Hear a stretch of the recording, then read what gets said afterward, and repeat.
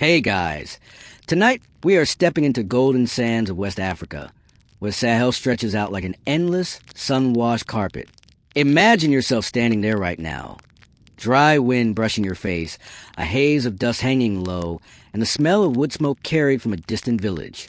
This is a land that sets the stage for the life of one of history's most absurdly wealthy rulers. A man whose fortune makes tech billionaires look like they're fishing for loose change in their couch cushions. Mansa Musa. Of course, you probably wouldn't survive this environment very long. The heat alone would convince you to run back to your air-conditioned bedroom before the first hour was up. So, before you get comfortable, take a moment to like the video and subscribe, but only if you genuinely enjoy what I do here. And hey, drop a comment with your location and what time it is for you. I'm always curious who's lying in bed on the other side of the world, trying to drift off while listening to stories like this. Now, dim the lights, maybe turn on a fan for that soft background hum, and let's ease into tonight's journey together. You close your eyes and let yourself drift into the geography of Mali. The land you're stepping into is not some anonymous desert. It's a patchwork of rivers, dry savannas, and rocky plateaus. The Niger River curves through the region like a lazy snake that refuses to get out of bed. People here rely on it for fishing, irrigation, and, of course, the occasional excuse to sit in a canoe and pretend they're working.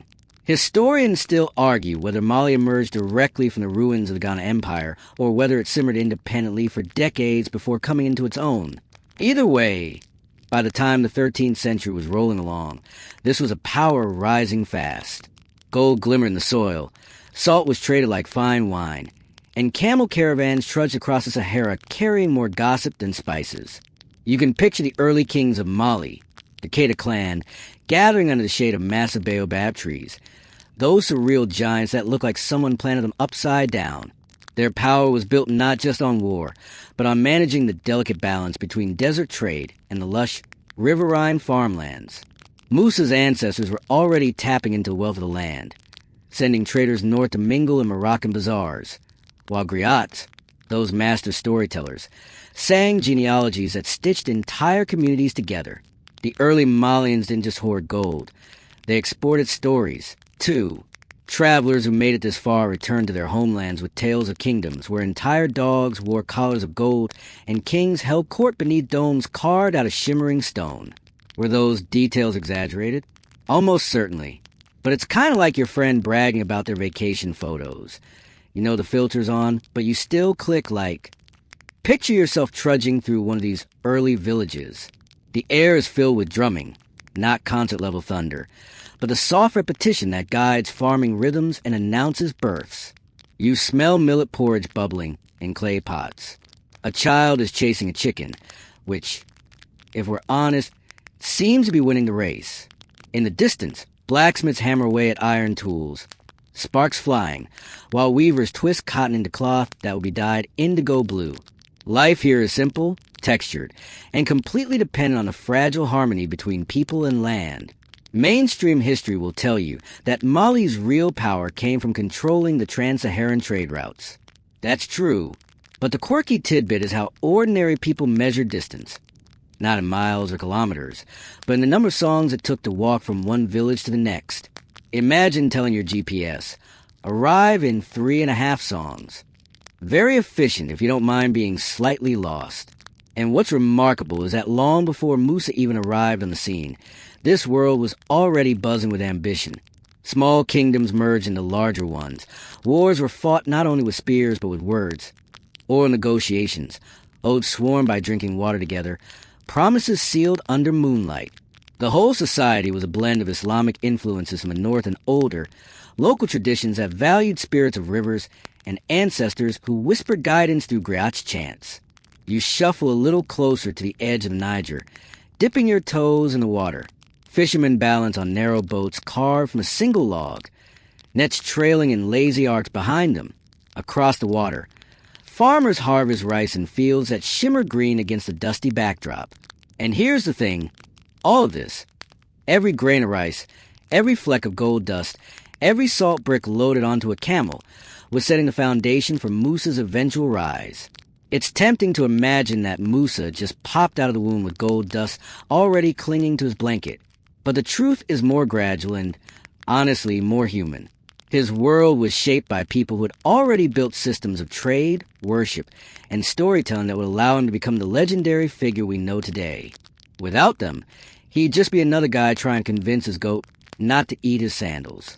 As the sun sets over this imagined Sahel, painting the sky with orange and violet streaks, you can almost hear the griots warming up their voices, ready to tell yet another tale. They probably don't know it yet, but the child soon to be born into the Keita clan, Musa himself, will give them enough material to keep singing for centuries. And you're just here, relaxing, listening, letting your eyelids get heavy as the soft rhythm of history begins to lull you deeper into the story. You're still drifting along the banks of the Niger, and now the story pulls you closer to the small town of Niani. This is where Musa is said to have been born, sometime around the year 1280, though historians still argue whether the exact date was a little earlier or later. Niani wasn't some sprawling capital at the time. It was more like a fortified village, buzzing with traders, griots, farmers, and enough goats to create the occasional traffic jam. You imagine yourself there, the morning sun creeping across clay walls painted with white geometric patterns. Children are running barefoot, leaving trails of dust, while women pound millet with wooden pestles in rhythm so steady it sounds like a drum line. Somewhere nearby, Musa, a boy who doesn't yet know he'll become Mansa, is playing a game. The rules are fuzzy to us now, but think of something halfway between hide and seek and trying not to get yelled at for breaking pottery. His father, Fagale, belonged to the royal Keita line. This meant Musa wasn't just some random kid chasing chickens. He was a prince, even if his royal status mostly meant more lessons and fewer excuses to slack off. His mother's name gets less attention in the historical record, a silence that says more about the priorities of record keepers than about her importance. Still, you can picture her as a figure of authority in Musa's childhood, teaching him manners, reciting prayers, and making sure he ate enough porridge to survive those endless days under the Sahel sun.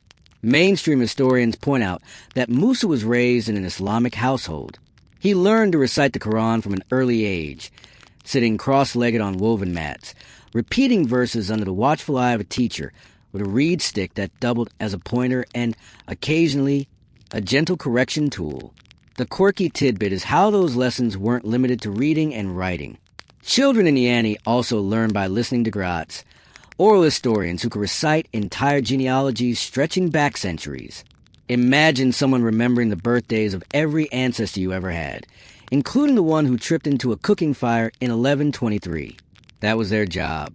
You sit cross-legged beside young Musa, listening.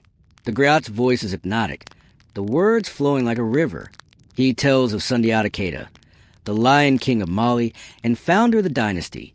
He explains how destiny had shaped the family's rise and how each new child, including Musa, carried a fragment of that story. Whether Musa fully understood the weight of that legacy is hard to say, but he definitely absorbed the rhythm of those tales, the sense that he belonged to something larger than himself. Of course, being a royal child also meant discipline. Musa had chores, though probably not the same kind he had growing up. Instead of taking out the trash, he might have been sent to watch livestock or fetch water under the hot sun. And unlike today's parenting debates about screen time, his elders worried about whether he was memorizing enough Quranic verses before he wandered off to play. Historians still argue whether Musa's early education was more traditional Islamic or more rooted in local animist customs. It was probably a mix, Quran lessons in the morning, followed by listening to elders talk about river spirits or the importance of offering kola nuts to ensure safe travel. That blending of cultures wasn't unusual in Mali. It was everyday life. As Musa grew, he wasn't alone.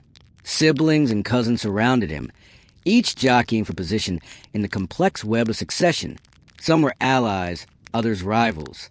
You can almost hear the bickering over who got the bigger bowl of rice at dinner, foreshadowing the political squabbles they'd have as adults. Imagine family game night, except the stakes included the future of an empire. By his early teens, Musa was showing signs of both sharp intelligence and a stubborn streak. A story often repeated by griots describes him asking too many questions during Quran lessons, pushing his tutor to the edge of patience. The tutor supposedly sighed, "This boy will rule men, but not his own curiosity." a detail too perfect to verify, but it does paint a picture of a kid who refused to just accept answers. Meanwhile, Niani itself was growing. Traders brought fabrics from the north, spices from across the Sahara, and gossip from Egypt and beyond. Musa would have seen camel caravans unloading goods, their bells jingling as handlers shouted commands. He'd smell spices unfamiliar to him. Cinnamon, maybe cloves, mixing with the everyday aroma of roasted millet. For a boy with a sharp mind, this was like being raised at the crossroads of the world. The quirky tidbit here is that children in royal households sometimes practice mock trials as games. Musa and his friends would argue cases, whose goat ate whose grain, whether a cousin cheated in wrestling, while pretending to be judges. You picture a very serious 12-year-old Musa wagging his finger at another boy while the rest tried not to laugh. Strange training for a future ruler, but surprisingly effective. Night falls over Niani, and you feel the heat finally lifting. The stars are absurdly bright, filling the sky in ways you don't get if you live in a modern city. Musa lies back, staring up, listening to Griot sing about ancestors while crickets provide a constant background hum. He doesn't know yet that his life will stretch far beyond this village, that he'll one day cross deserts and oceans, flood markets with gold, and build mosques that still stand centuries later. For now, he's just a boy with dust on his feet and stories in his ears. And you, tagging along, start to notice how the rhythm of life in Niani is slow, repetitive, and oddly soothing. Days blend into nights, work blends into play, and lessons blend into stories. It's a childhood built on detailed discipline and just enough chaos to keep things interesting. Exactly the kind of foundation that will one day produce a ruler both legendary and human. You're still wandering the dusty lanes of Niani. Only this time you peer more closely into Musa's family life. The complicated web of relationships that shaped him long before he wore a crown. Families and royal lineages weren't small. Forget the tidy nuclear household of today.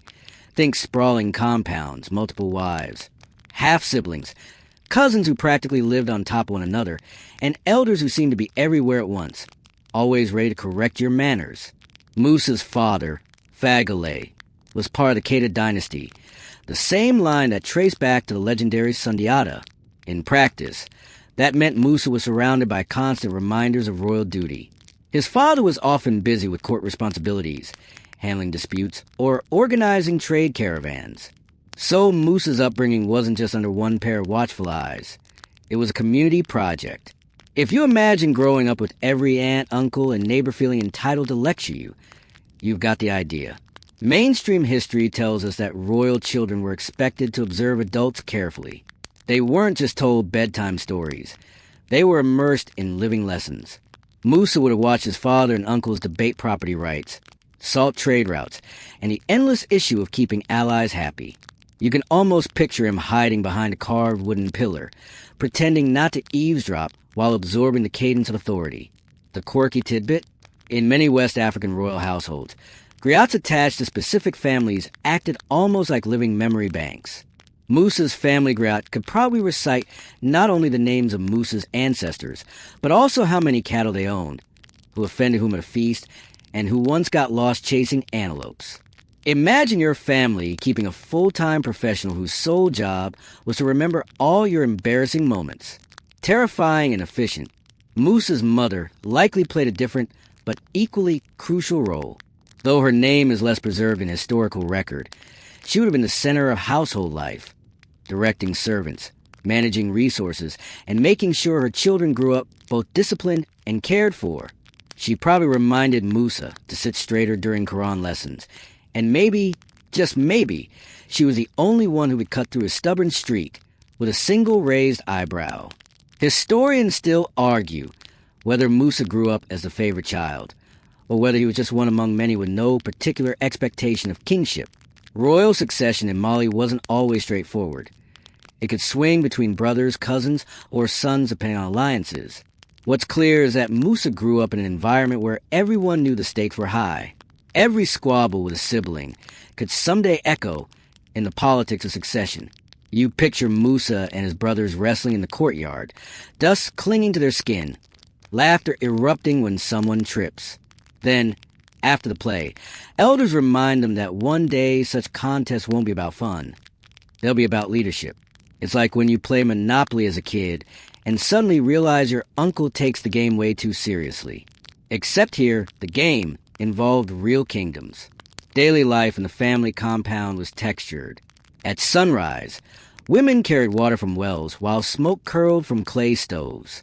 Children darted around with errands, some fetching firewood, others delivering messages.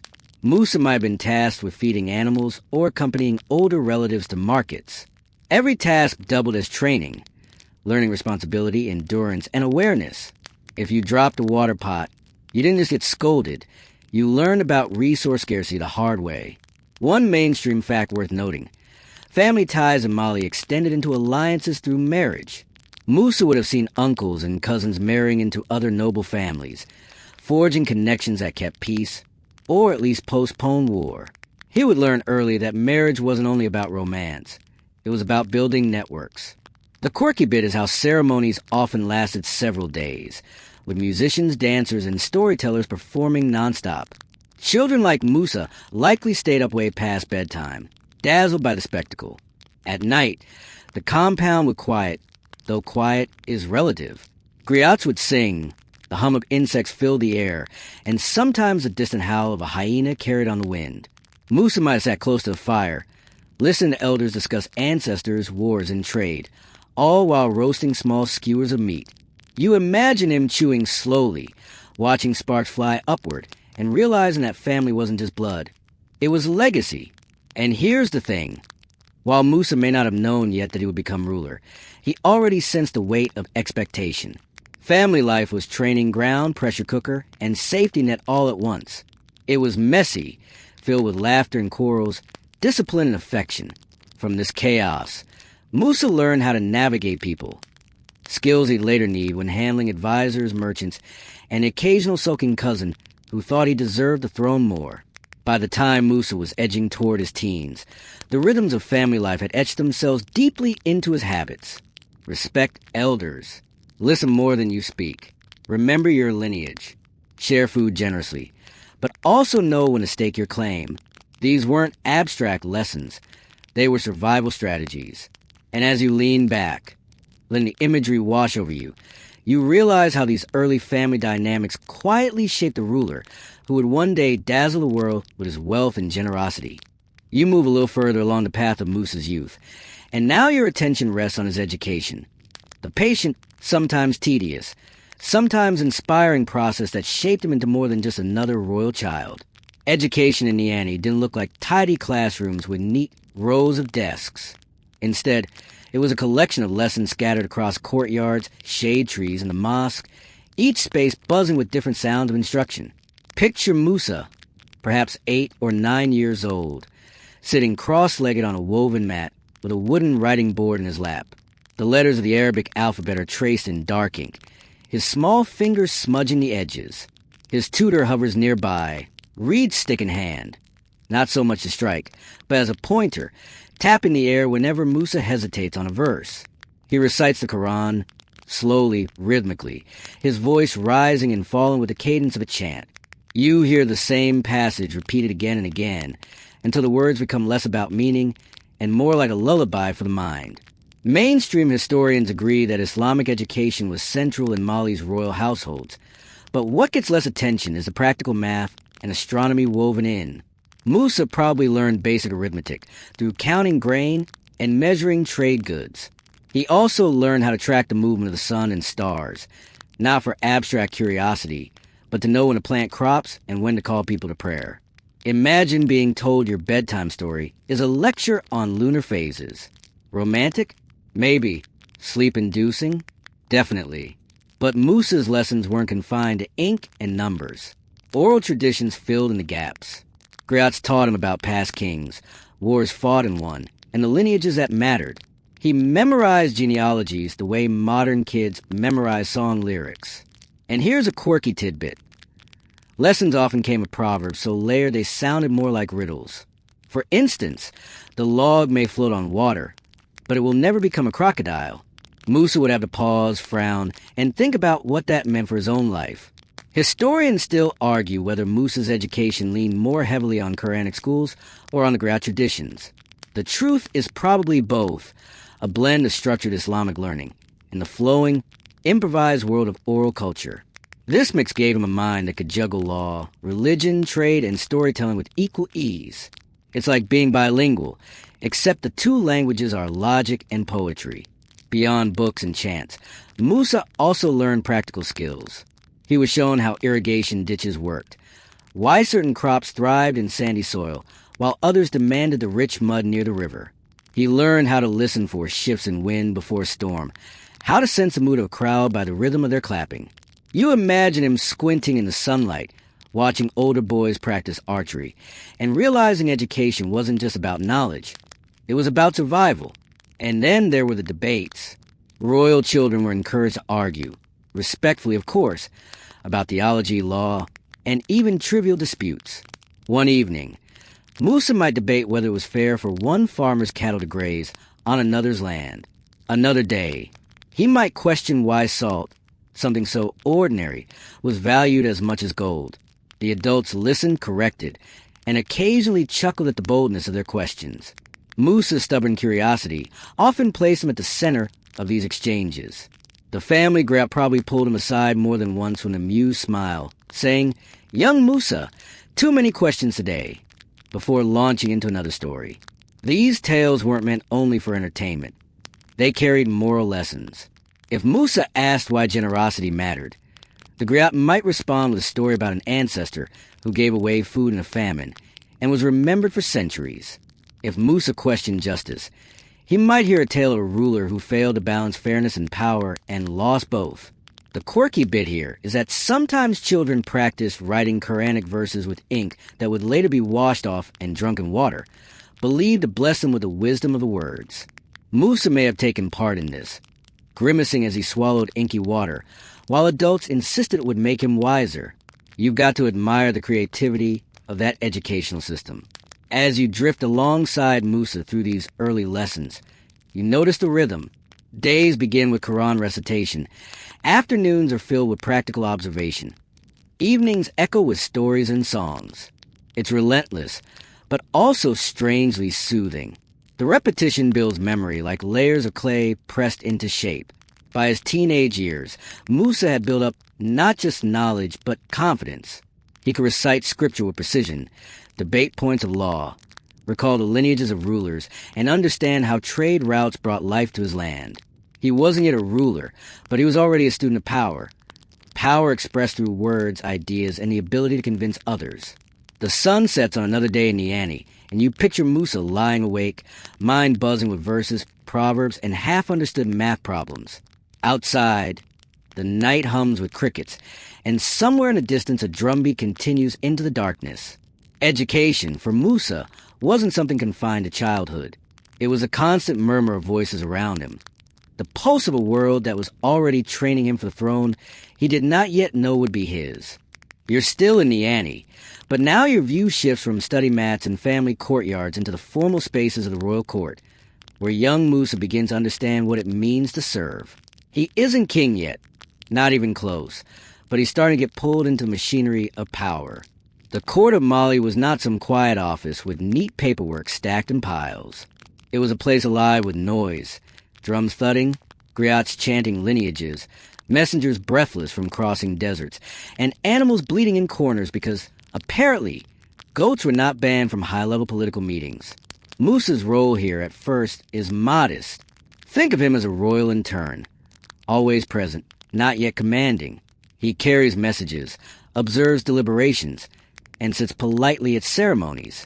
He doesn't get to decide policy on salt caravans or trade alliances yet, but he listens, watches, and remembers. That's his training. The mainstream historical fact is that Mali's government revolved around the Mansa, or king, supported by advisors, generals, and religious scholars. Musa learns how these gears mesh together, how orders ripple outward from the throne through governors, chiefs, and soldiers. The quirky tidbit? Court life also revolved around performance. Visitors might be welcomed with dances, music, and elaborate gifts. Even justice was staged.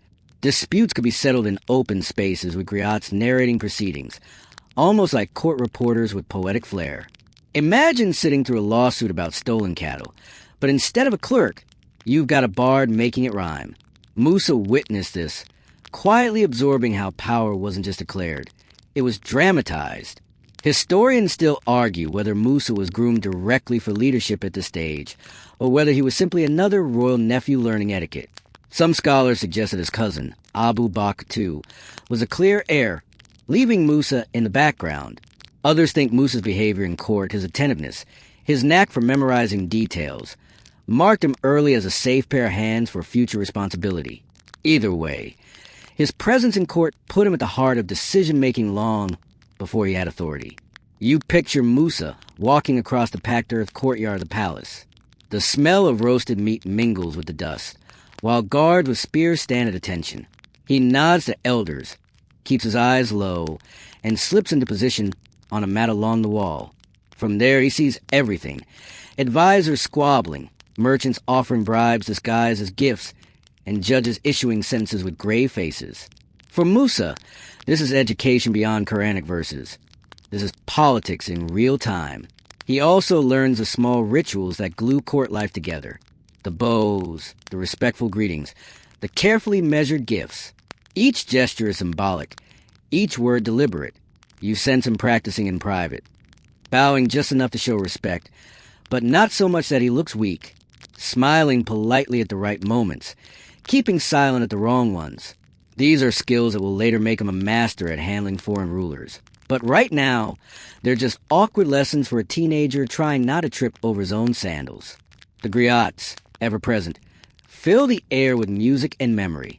They remind everyone that the Mansa isn't just a man, but the living link to Sundiata Keita, the founder of the empire. Musa learns to respect these songs, not simply as entertainment, but as instruments of legitimacy. If the griots sing your name with reverence, your power grows.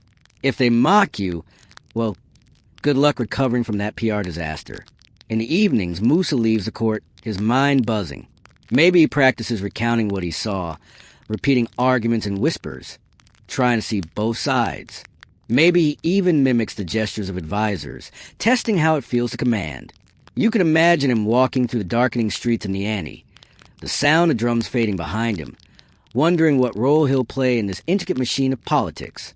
And of course, court life comes with lighter moments too. Picture a royal feast. Roasted lamb, rice dishes, bowls of honey dates, and musicians playing long into the night. Musa sits among cousins, laughing at jokes he doesn't fully understand, sneaking glances at the towering figures of generals and governors. He might not know yet, but these meals are as much politics as the debates in court. Who sits where, who eats first, who shares a dish, all tiny signals in the larger game. The quirky detail here is that sometimes visitors from distant lands came bearing unusual gifts. Ostrich feathers, exotic shells, even live animals. Imagine Musa watching wide-eyed as a giraffe lumbers into the courtyard, a living symbol of Mali's far-reaching trade. For him, it's both entertainment and revelation. The world is wider, stranger, and richer than even the griots describe. By the time Musa is older, these experiences have etched themselves into his behavior. He knows when to speak, when to listen, when to yield, and when to stand firm. He's still not ruler, but he's already wearing the invisible cloak of observation that future leaders carry. And you, sitting quietly in the shadows of the court with him, feel the rhythm of power and action. Messy, loud, ceremonial, and strangely human. You settle into the rhythm of Niani once again, this time noticing not the booming ceremonies of the court, but the quiet, messy, very human layer of Musa's youth, his friendships, and the early alliances that came with them. Because even future emperors have to figure out who they can trust to share roasted millet with, and who might steal their sandals when they're not looking. Musa, growing into his teenage years, was surrounded by other boys from noble families, cousins, half-brothers, and sons of high-ranking officials. These weren't just childhood companions. They were the people who would one day become generals, governors, or rivals in the delicate web of succession. Hanging out under a baobab tree and deciding who had to fetch more firewood might feel trivial, but in hindsight, it was a training ground for politics. Mainstream history emphasizes that Mali's power was built not just on gold but on relationships. Loyalty mattered. Young Musa learned early to read the difference between genuine friendship and strategic flattery. Maybe one cousin laughed too quickly at his jokes, or another always happened to show up when food was served. Musa began to keep mental notes: who was dependable, who was ambitious, and who was frankly just annoying. The quirky tidbit: kids in royal households sometimes played mock versions of adult rituals. They'd stage pretend trials, organize toy caravans made of sticks, or imitate court dances with exaggerated bows and silly faces. Imagine Musa leading a group of boys in a mini-court, where someone's goat theft becomes a great scam of the day, while everyone else collapses in laughter. For a future ruler, even jokes carried lessons: how to lead, how to mediate, how to laugh without losing face. Historians still argue whether Musa's early circle of friends remained loyal once he became Mansa. Some suggest that the same boys he wrestled with in the dust later commanded his armies or managed his caravans. Others believe many drifted away, replaced by more calculating advisors. Either way, these youthful relationships set a foundation. Trust balanced with caution, warmth balanced with awareness that even a playmate might someday turn into a rival. Picture Musa at dusk, sitting with a handful of companions on the edge of the riverbank. They throw stones into the water, competing to see who splashes bigger. One boy brags that he'll become the richest trader in Mali. Another insists he'll command warriors across the desert. Musa listens, half smiling, quietly dreaming bigger dreams he keeps to himself. Maybe he jokes back, "Fine, you could be the richest trader, but I'll be the one telling you where to trade." The boys laugh, unaware how prophetic the words might be. Not all bonds were cheerful. Musa surely witnessed envy. In big families, especially royal ones, jealousy hung in the air like dust. If Musa was praised by a teacher for reciting a verse 2 perfectly, a cousin might sulk. If he won at a wrestling match, another might mutter under his breath. You sense Musa already learning how to smooth over tempers, sharing food, praising others' strengths, or just letting the moment pass. This small diplomacy would later scale up into empire-sized negotiations. The griots noticed too. They often teased the boys, weaving small observations into songs. Imagine a griot chanting in playful rhyme: "The prince who throws stones the farthest may one day throw his shadow over all." Musa, blushing, pretend to ignore it, but the words stick. Griots weren't just entertainers. They were sly mentors, planting seeds of identity in their listeners. One evening, a festival sweeps through Niani. Drums thunder, dancers whirl in circles, and traders from faraway lands mingle in the crowd.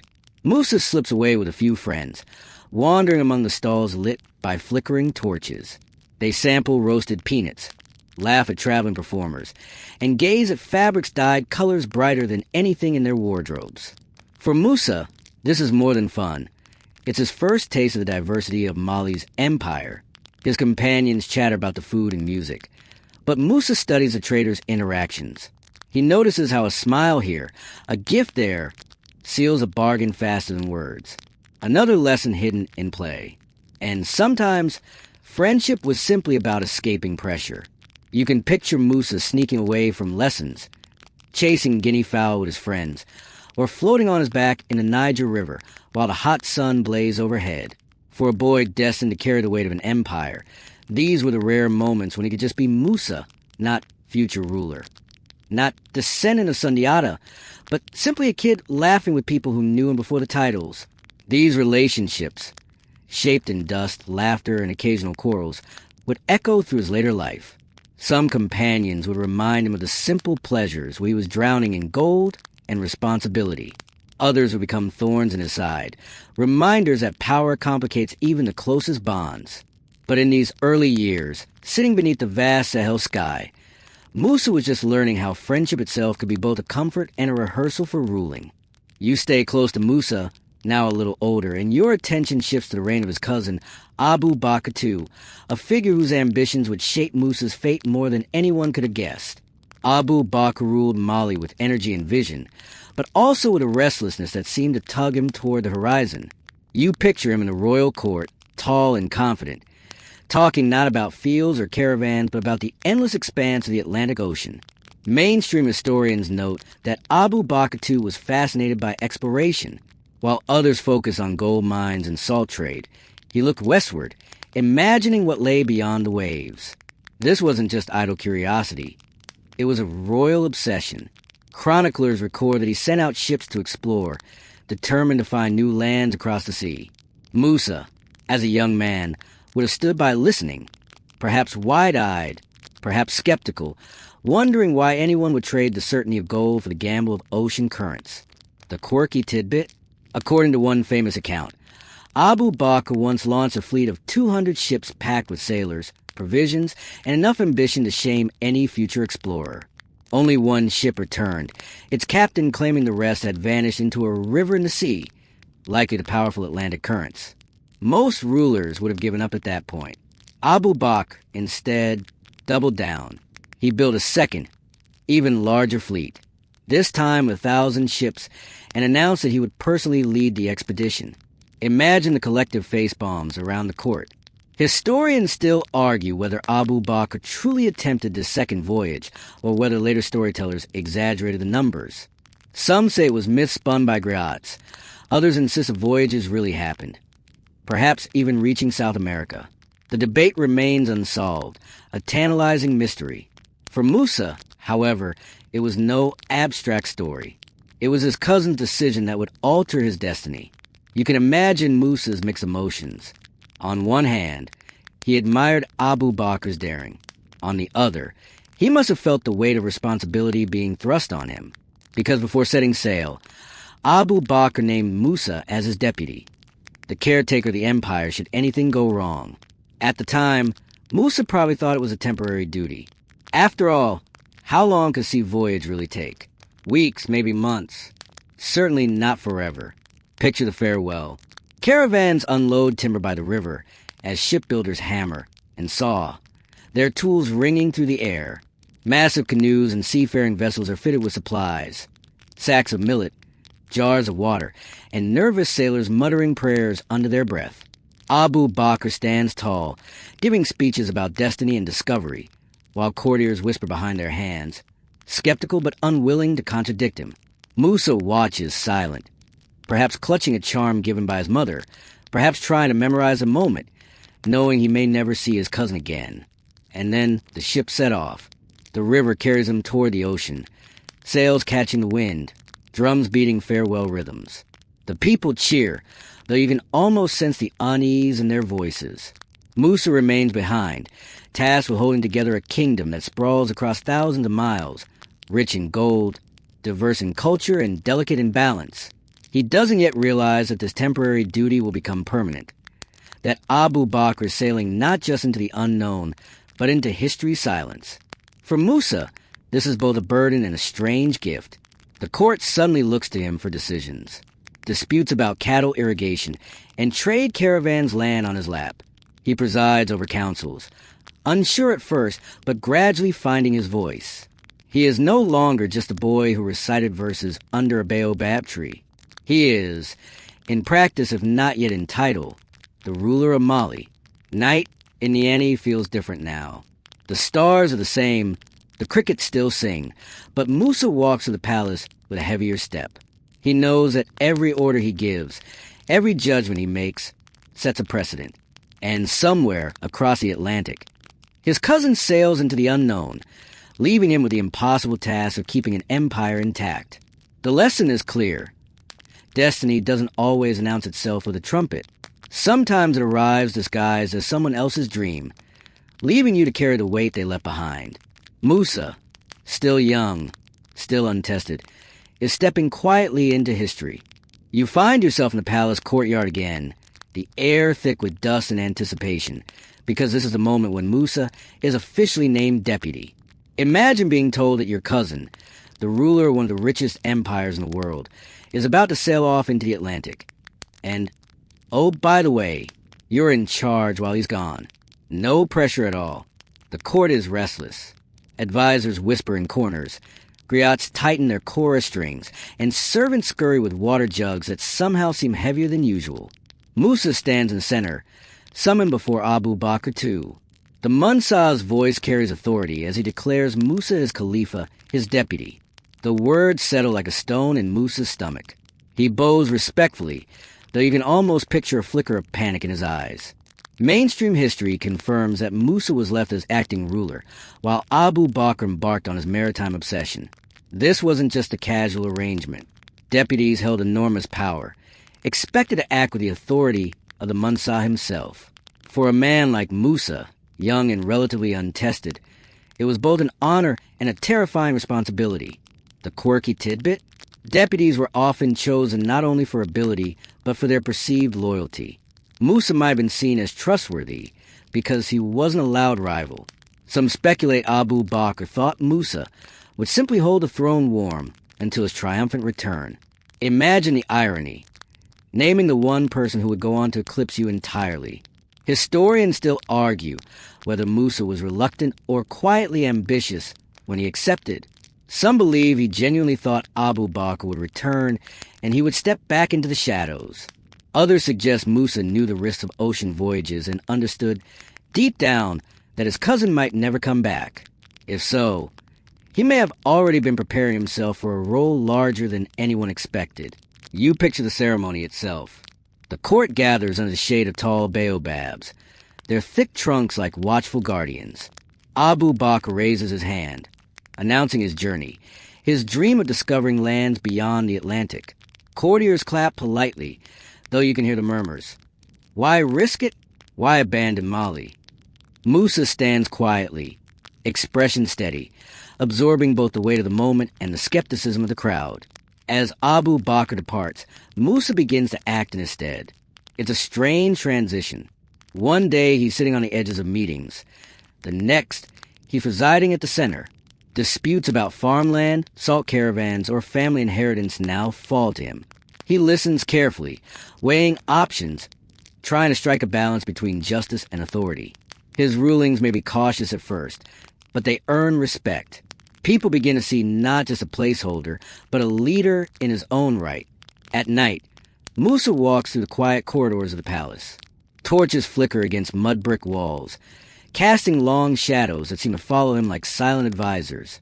He pauses in the prayer hall, whispering verses, asking for guidance. Outside, the Niger River glimmers under the moonlight, its current steady, indifferent to human ambition. Musa wonders if his cousin is seeing the same moon out on the ocean, or if the sea has already swallowed the fleet whole. The Empire doesn't pause for Musa's uncertainty.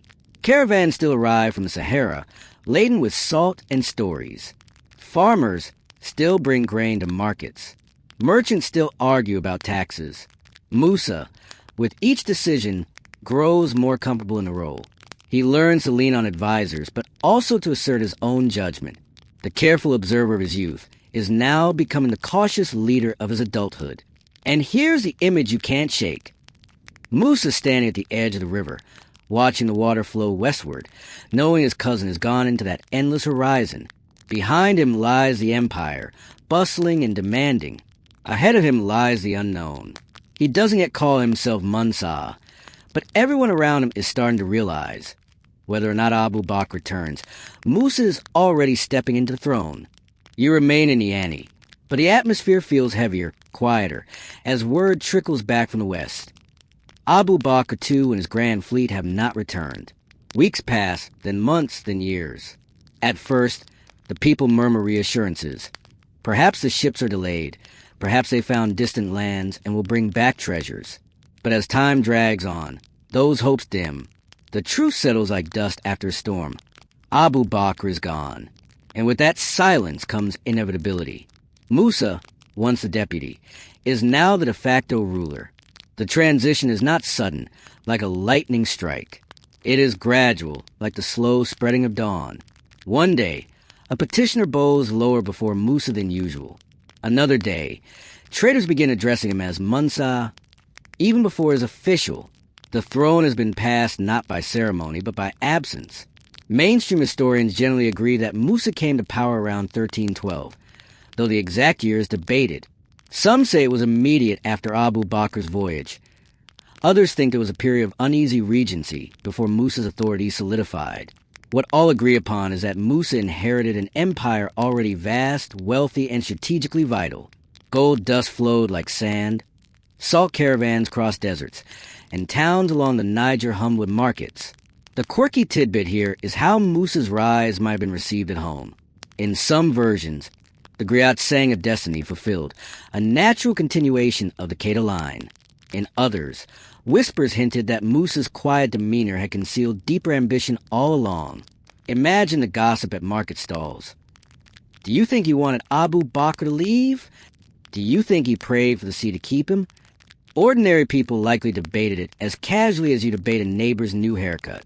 Historians still argue whether Musa's succession was contested. There are no grand records of civil war, but it's hard to believe everyone simply smiled and handed him the crown. Perhaps there were cousins who grumbled, governors who hesitated, or generals who tested his resolve.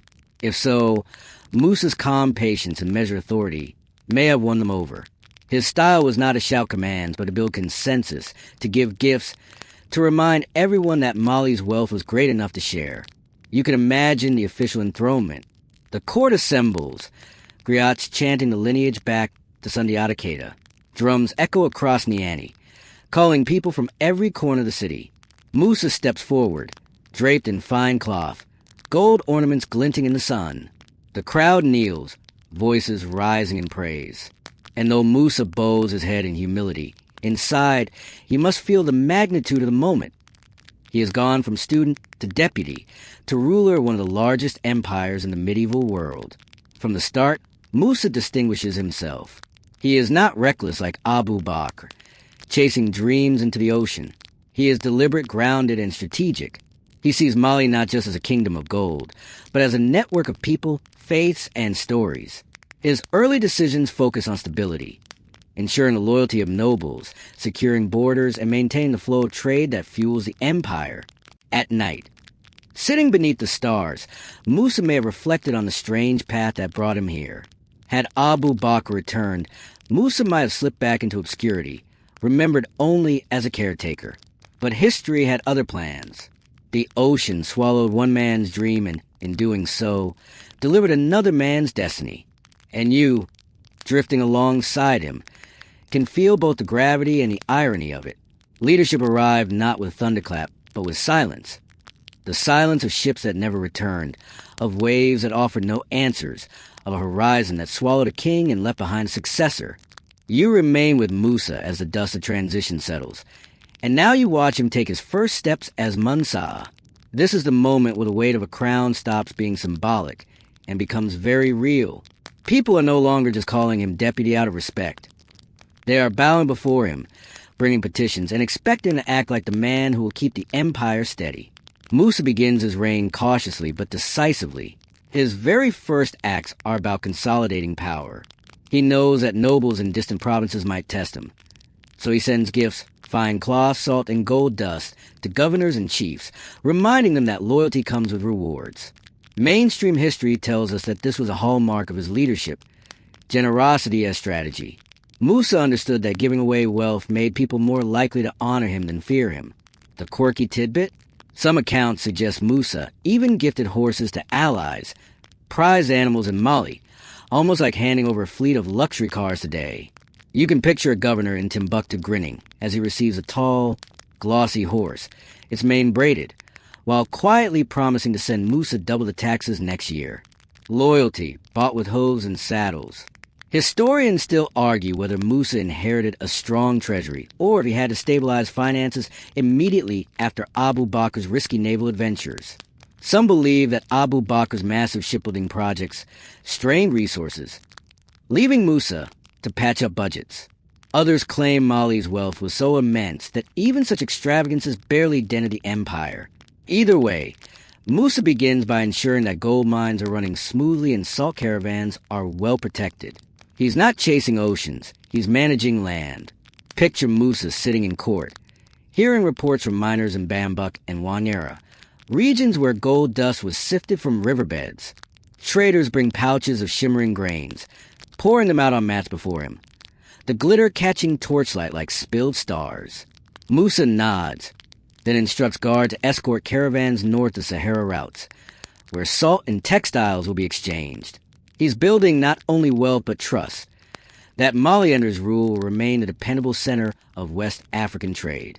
He also strengthens his grip on court politics. Advisors who once hedged their loyalty between Musa and Abu Bakr now face clear choices. Musa distributes roles carefully. Some become military leaders, others handle judicial matters, and a few are sent far afield as governors.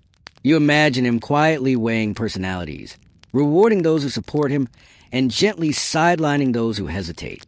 At the same time, Musa understands the theater of rulership. He holds public audiences, where commoners bring disputes about farmland or irrigation ditches.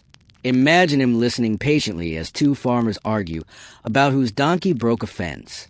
Musa's calm judgment settles the matter, and word spreads. The new Mansa is fair, thoughtful, and present.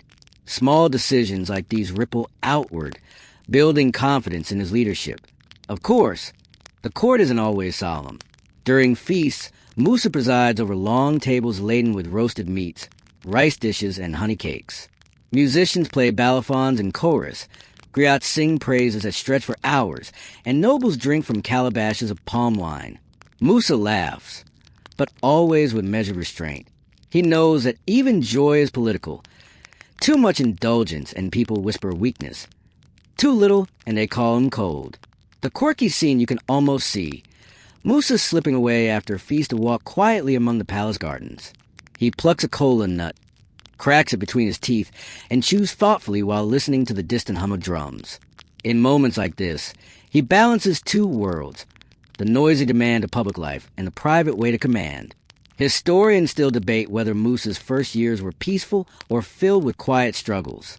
Some chronicles suggest rebellions were brewing at the empire's edges, which Musa subdued through diplomacy and gifts rather than outright war. Others argue he relied heavily on his military to project strength. Either way, his reign begins with careful moves, reward for loyalty, swift corrections for disobedience, and an unspoken promise that stability is his highest priority. And you, trailing beside him, notice how his early acts are less about dazzling wealth and more about steady leadership.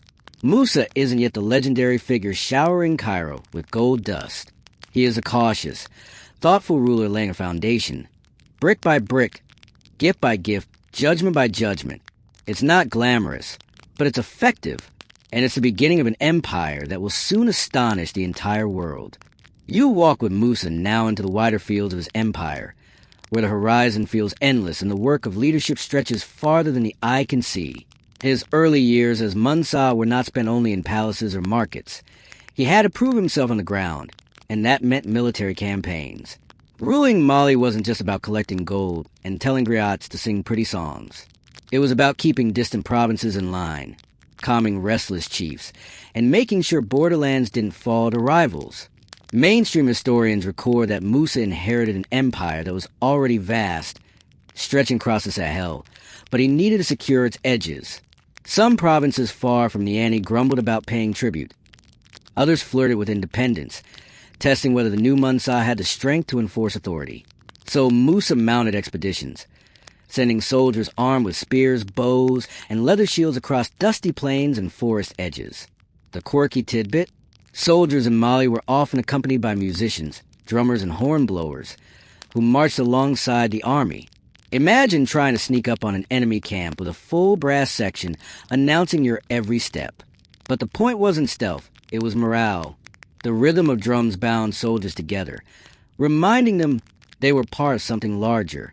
You can picture Musa at the head of his column, listening to the beat echo against the hills, the sound both comforting and slightly absurd.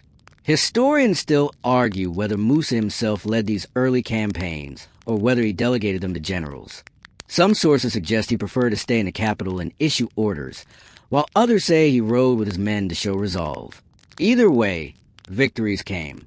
Provinces that hesitated to pay taxes were persuaded, sometimes with gifts, sometimes with the sharp end of a spear.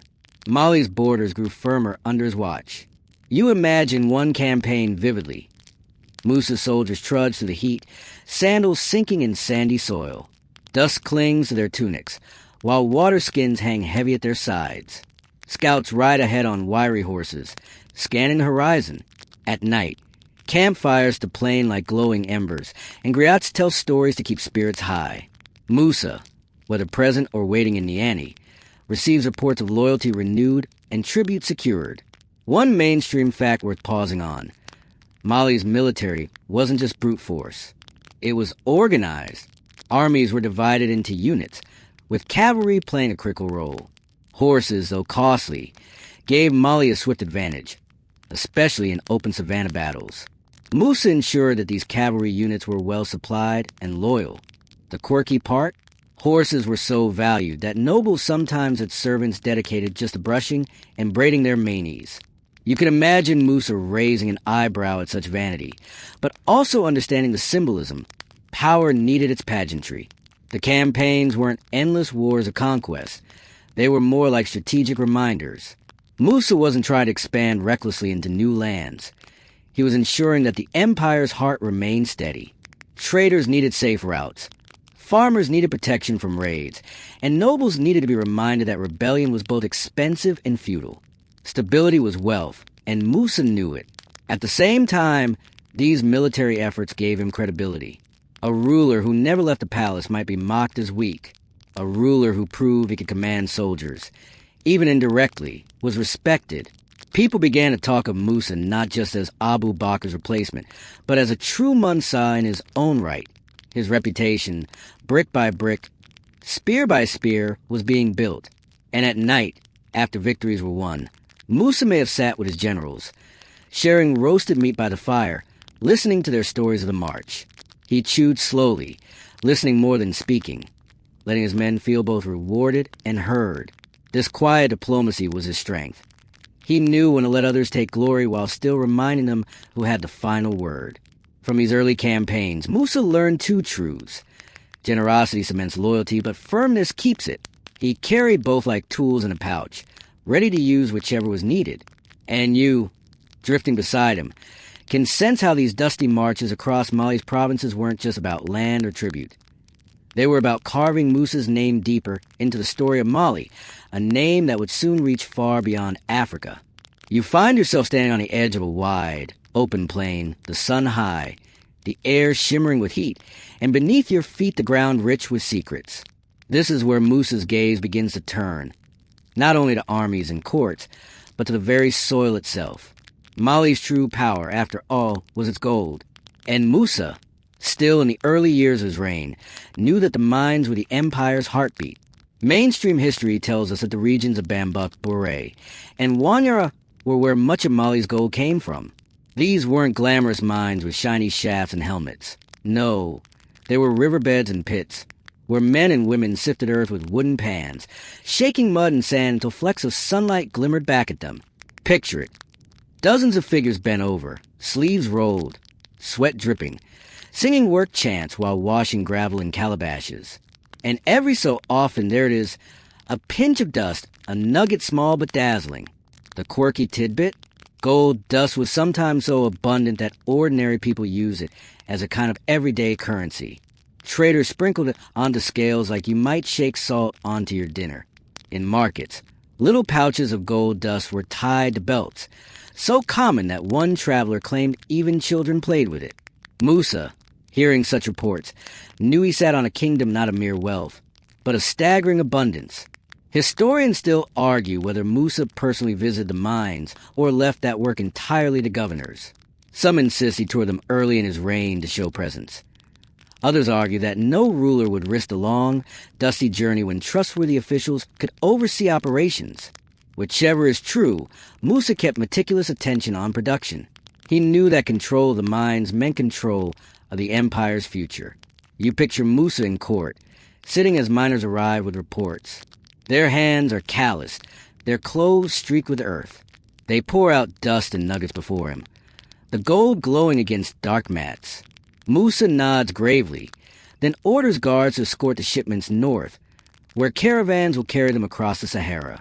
He knows that once this gold reaches the markets of North Africa and beyond, stories about Mali's riches will ripple outward, magnified with every retelling.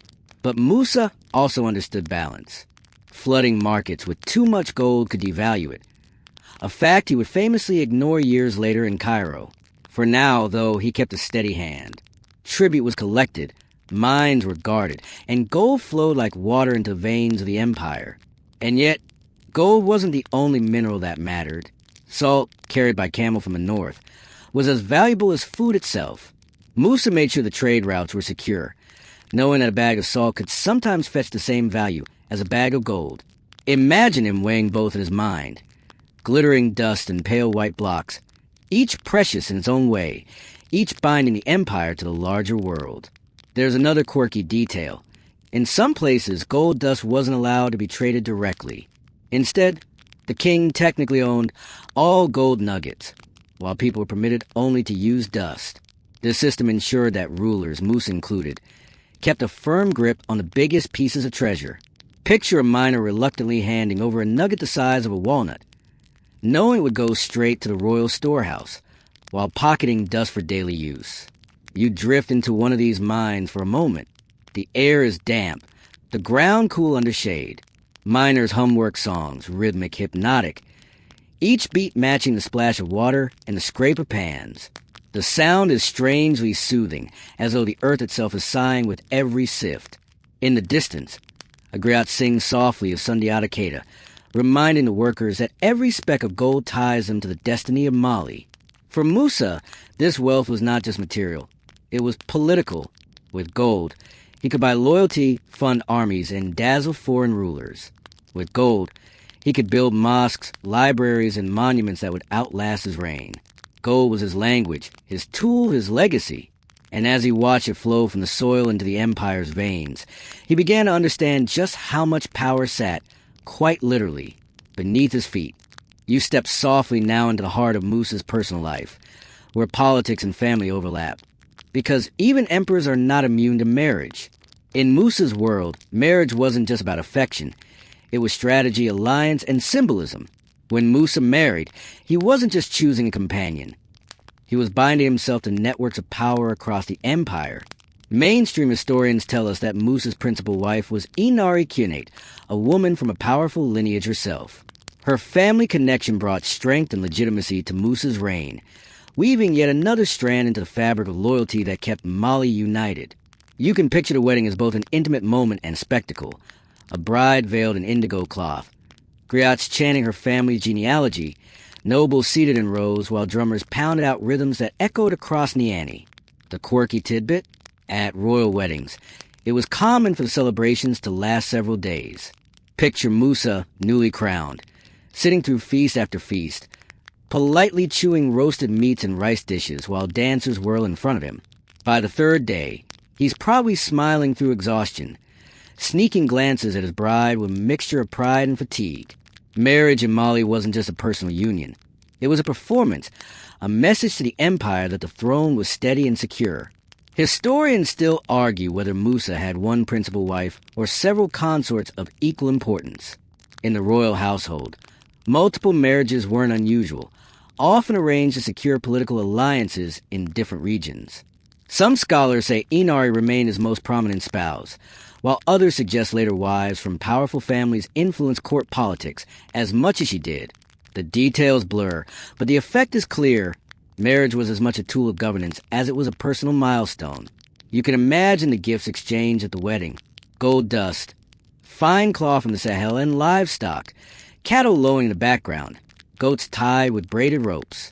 The air is thick with smoke from roasting fires, laughter carrying through the night. Musa, though serious by nature, probably laughed too, perhaps leaning into the moment as griots tease him with songs about new beginnings and the responsibilities of marriage. And the bride herself? History is quieter on her personality, but you sense she was no passive figure. Royal wives often managed large households, directed servants, and oversaw economic resources. Inari Qunate may well have been both partner and political ally, a stabilizing presence in Musa's private life. Imagine her reminding him gently of promises, or hosting visiting wives of governors, smoothing relations through hospitality when politics alone wasn't enough. In the evenings, the palace compound would glow with lamplight as the wedding continued. Guests feasted, griots recited long genealogies, and dancers moved until their feet kicked up dust like mist. Children sneaked around the edges of the crowd, hoping to grab leftover sweets. Musa, seated in the center, held his new wife's hand beneath the table, perhaps the only private gesture in a very public affair. The quirky scene you might enjoy, nobles trying to outdo each other with wedding gifts. One presents an elaborately carved stool. Another offers a rare hunting dog. A particularly ambitious guest unveils a sack of salt, so large it requires 3 men to carry. Musa nods graciously, but you can almost hear him thinking, where exactly am I supposed to store all this salt? Yet beneath the spectacle, there's a genuine shift. Musa, once only a prince, now not only rules as Mansa, but also establishes a dynasty of his own. His marriage signals continuity, the promise of heirs, the assurance of stability, the quiet power of partnership. Night deepens, the drums soften, and torches flicker in the courtyard. Musa and his bride retreat to their quarters, leaving the crowd to sing and dance until dawn. For the empire, it's another reason to believe in the strength of the throne. For Musa, it's the beginning of a household that will anchor him amid the storms of politics and the burdens of wealth. You drift deeper into Musa's private world now, leaving behind the noise of feasts and ceremonies to wander through the sprawling household that becomes his daily reality.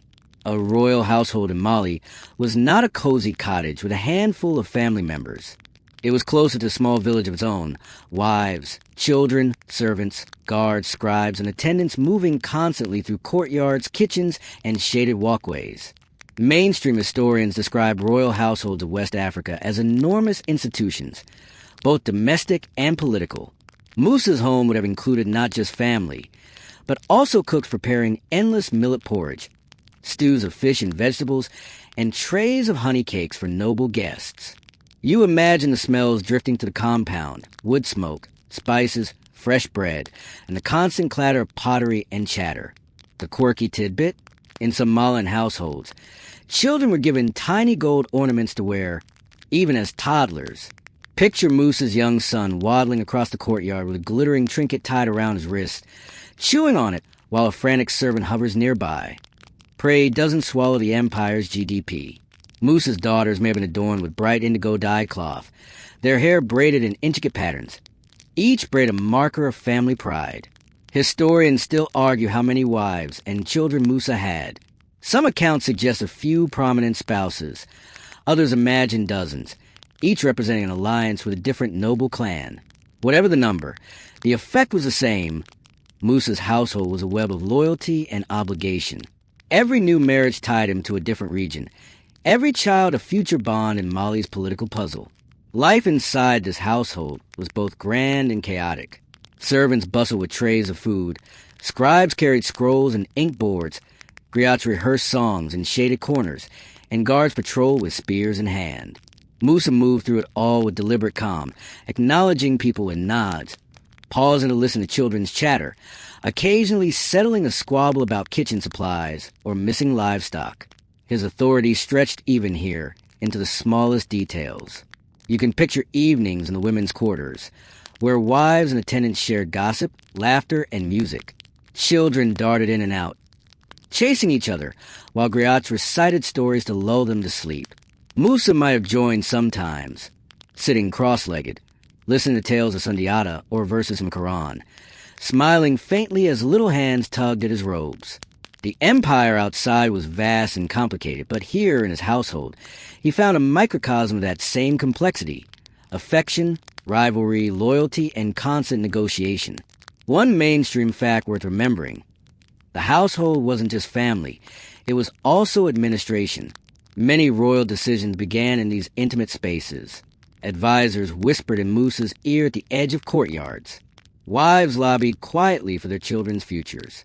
Servants carried messages between factions. The home was as political as the palace.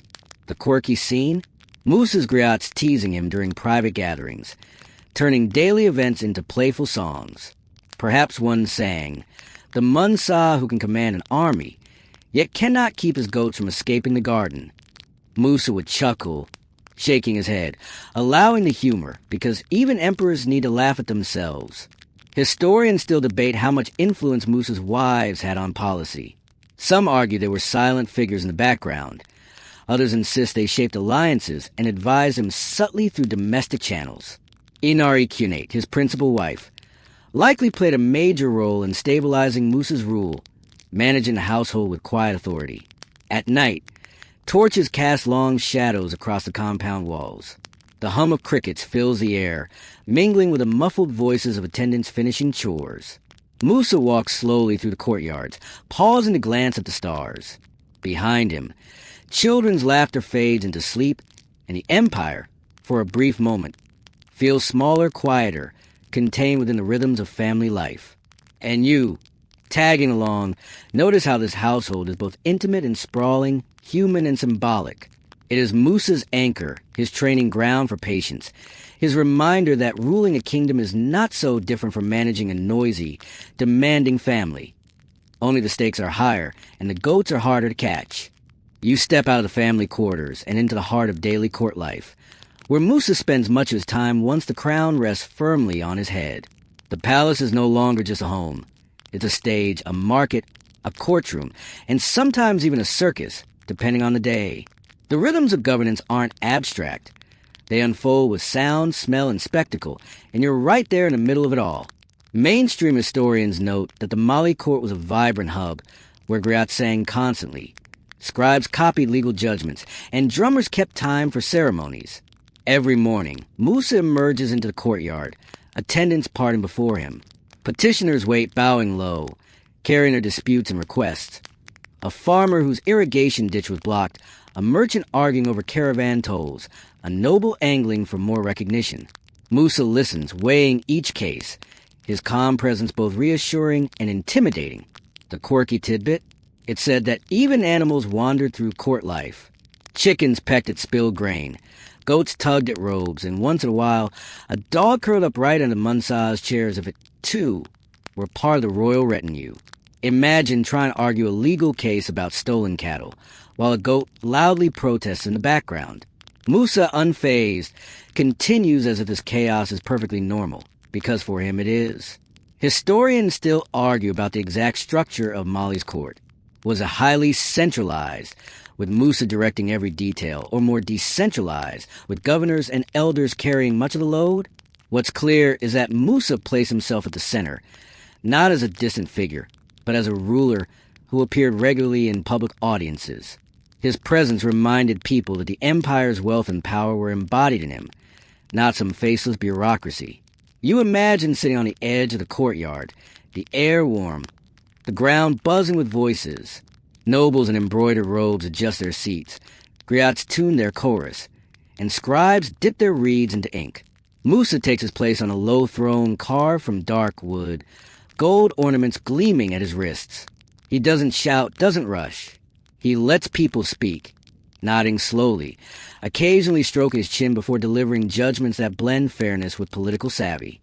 Court life isn't only about disputes. It's also about display. Musa knows the importance of theater.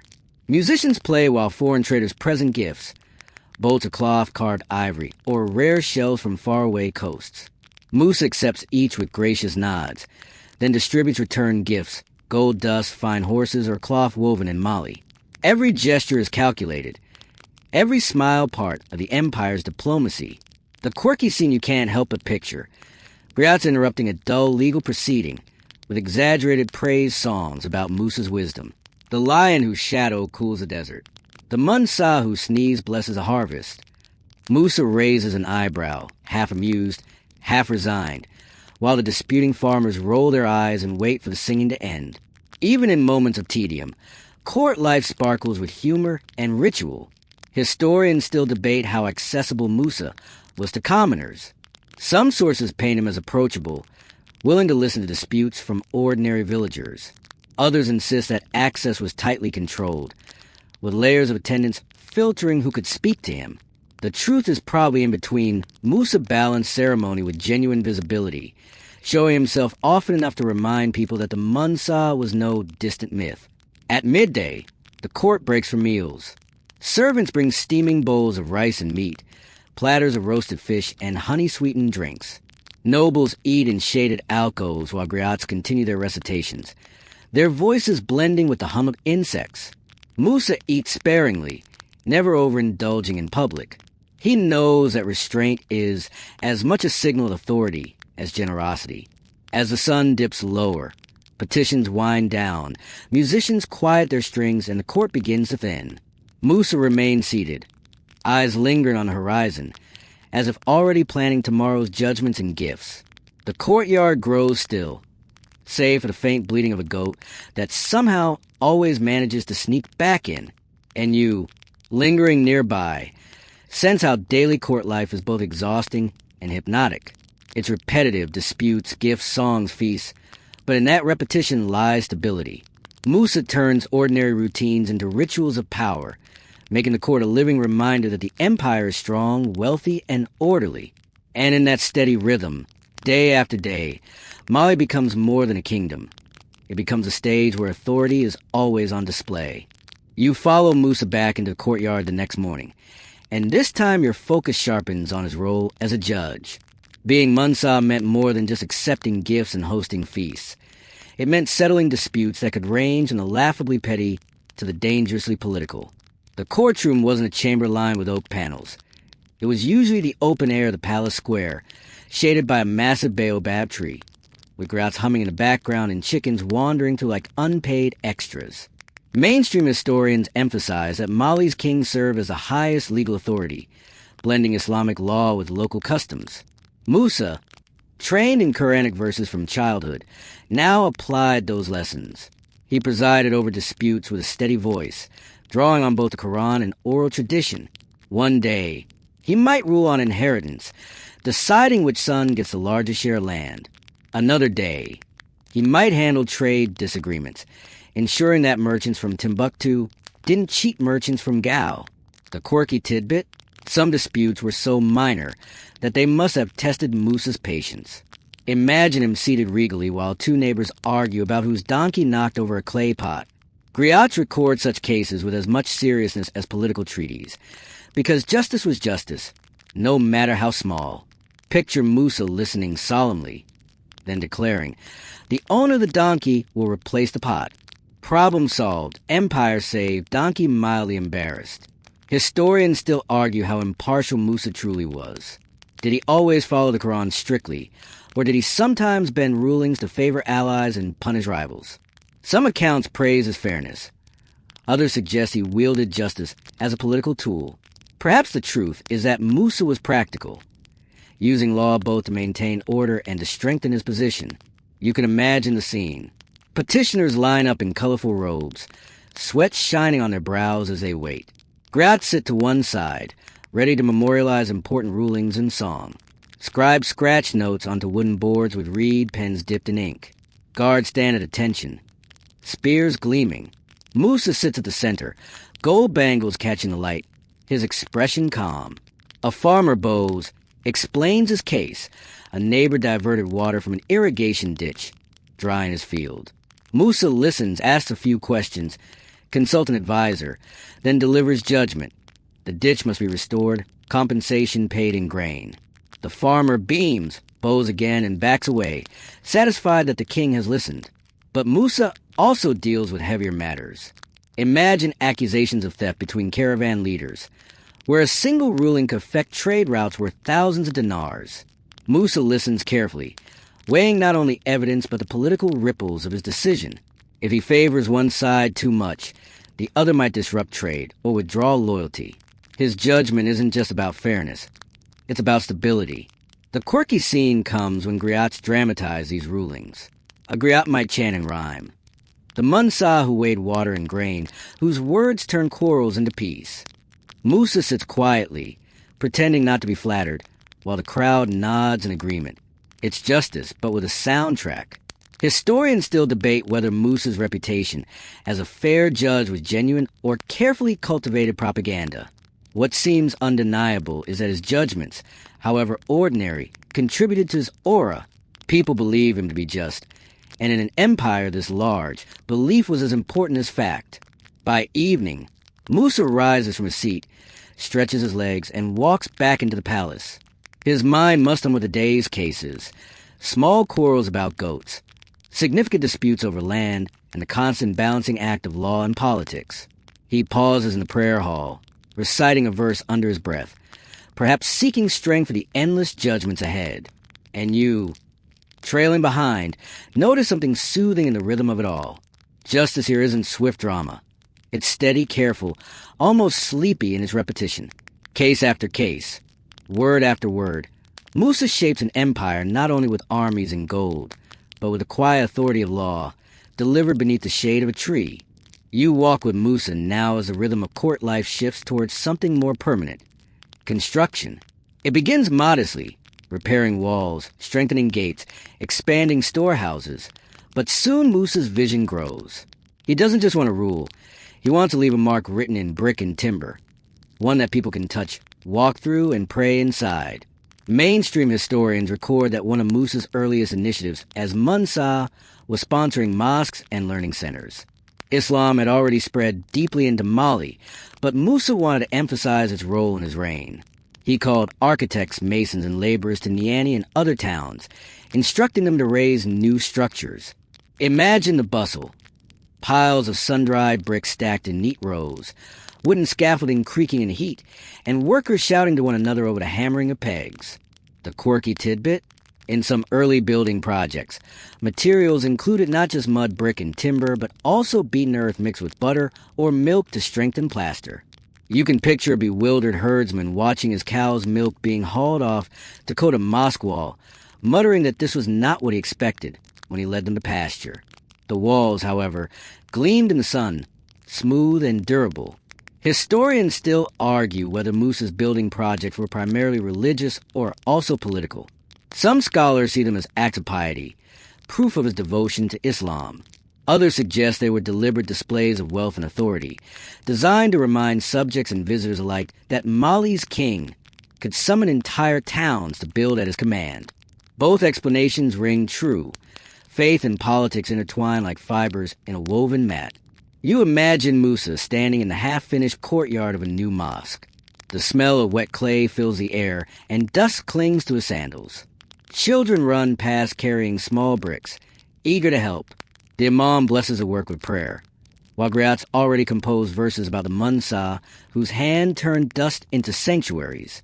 Musa watches quietly, seeing not just walls rising but the outline of legacy. But it isn't only mosques.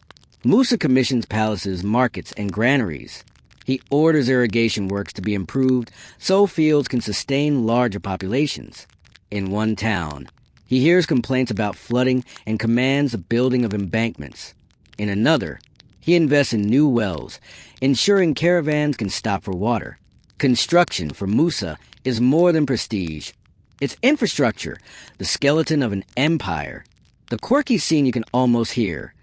Griots reciting stories of Sundiata Keita, while laborers haul timber, turning the building site into a kind theater.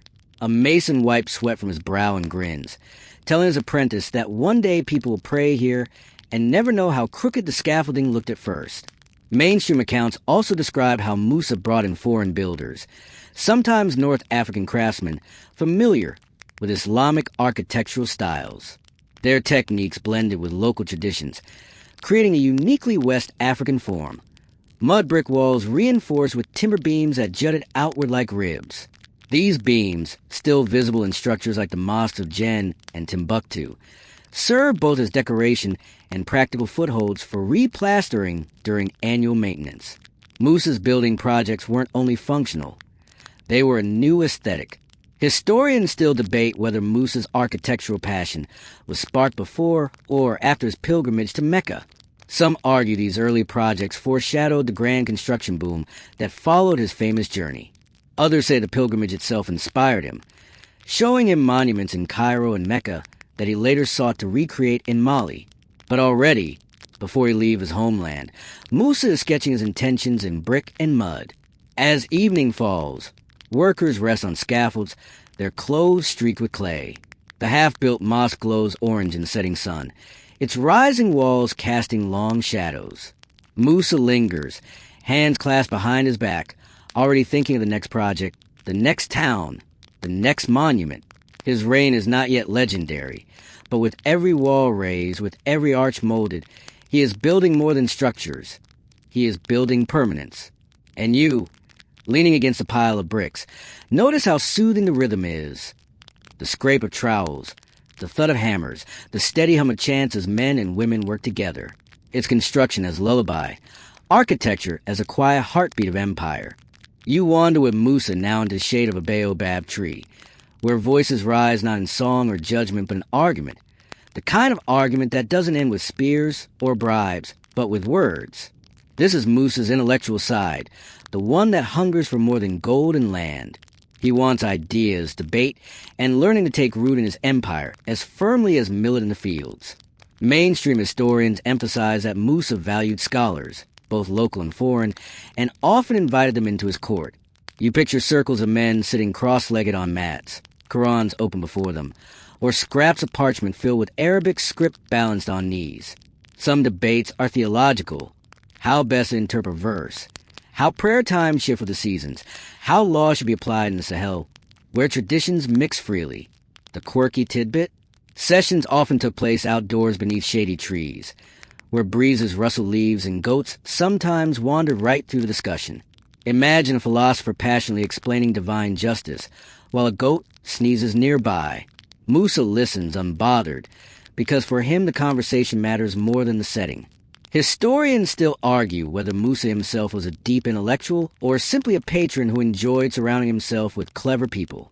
Some believe he was genuinely curious, interrupting debates with his own questions. Others think he preferred to let scholars battle it out while he nodded thoughtfully, absorbing their conclusions. Either way, he ensured that Mali became a center of knowledge, not just a marketplace of goods. You can imagine one evening's debate. A scholar from North Africa argues that stars are signs of divine order. A local elder counters with traditional lore, explaining how hunters read constellations for seasonal clues. Musa leans forward, smiling faintly, perhaps amused that the heavens themselves can spark such animated conversation. He doesn't declare a winner. Instead, he encourages both perspectives, knowing that wisdom grows from variety. Books begin to circulate. Precious, handwritten manuscripts filled with theology, law, astronomy, and poetry. Musa ensures scribes are funded to copy them, a slow process involving ink made from soot and gum, pages of parchment, and hours of painstaking work. Each book is worth more than gold, and Musa knows it. He begins building collections, small at first, then steadily growing, until Mali will be known not only for its gold, but for its libraries. The quirky scene?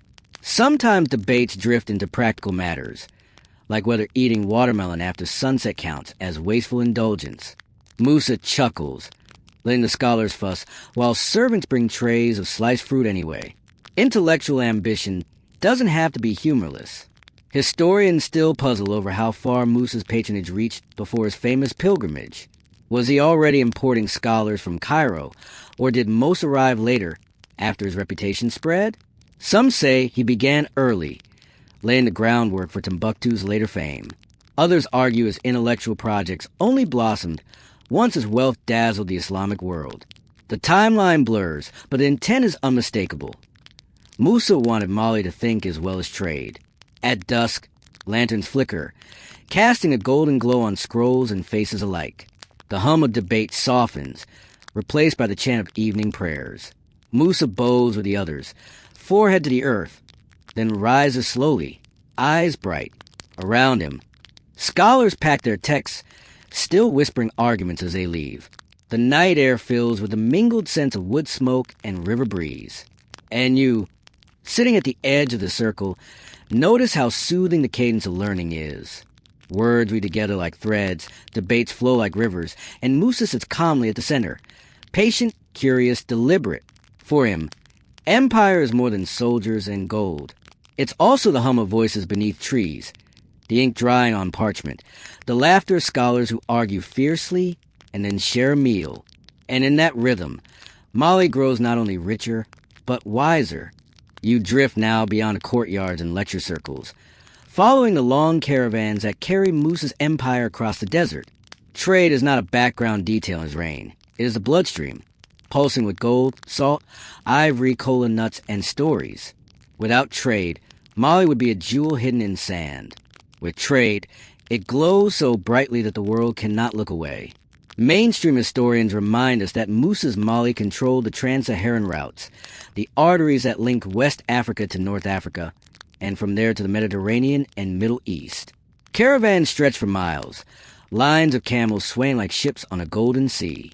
You imagine them leaving Niani at dawn, hooves kicking up dust, bells jingling faintly, and traders muttering prayers for safe passage. At the head of the line, banners flap in the dry wind, marking allegiance to Mali. The quirky tidbit? Caravans sometimes included musicians who played flutes or small drums during rests, both to entertain and to keep morale high.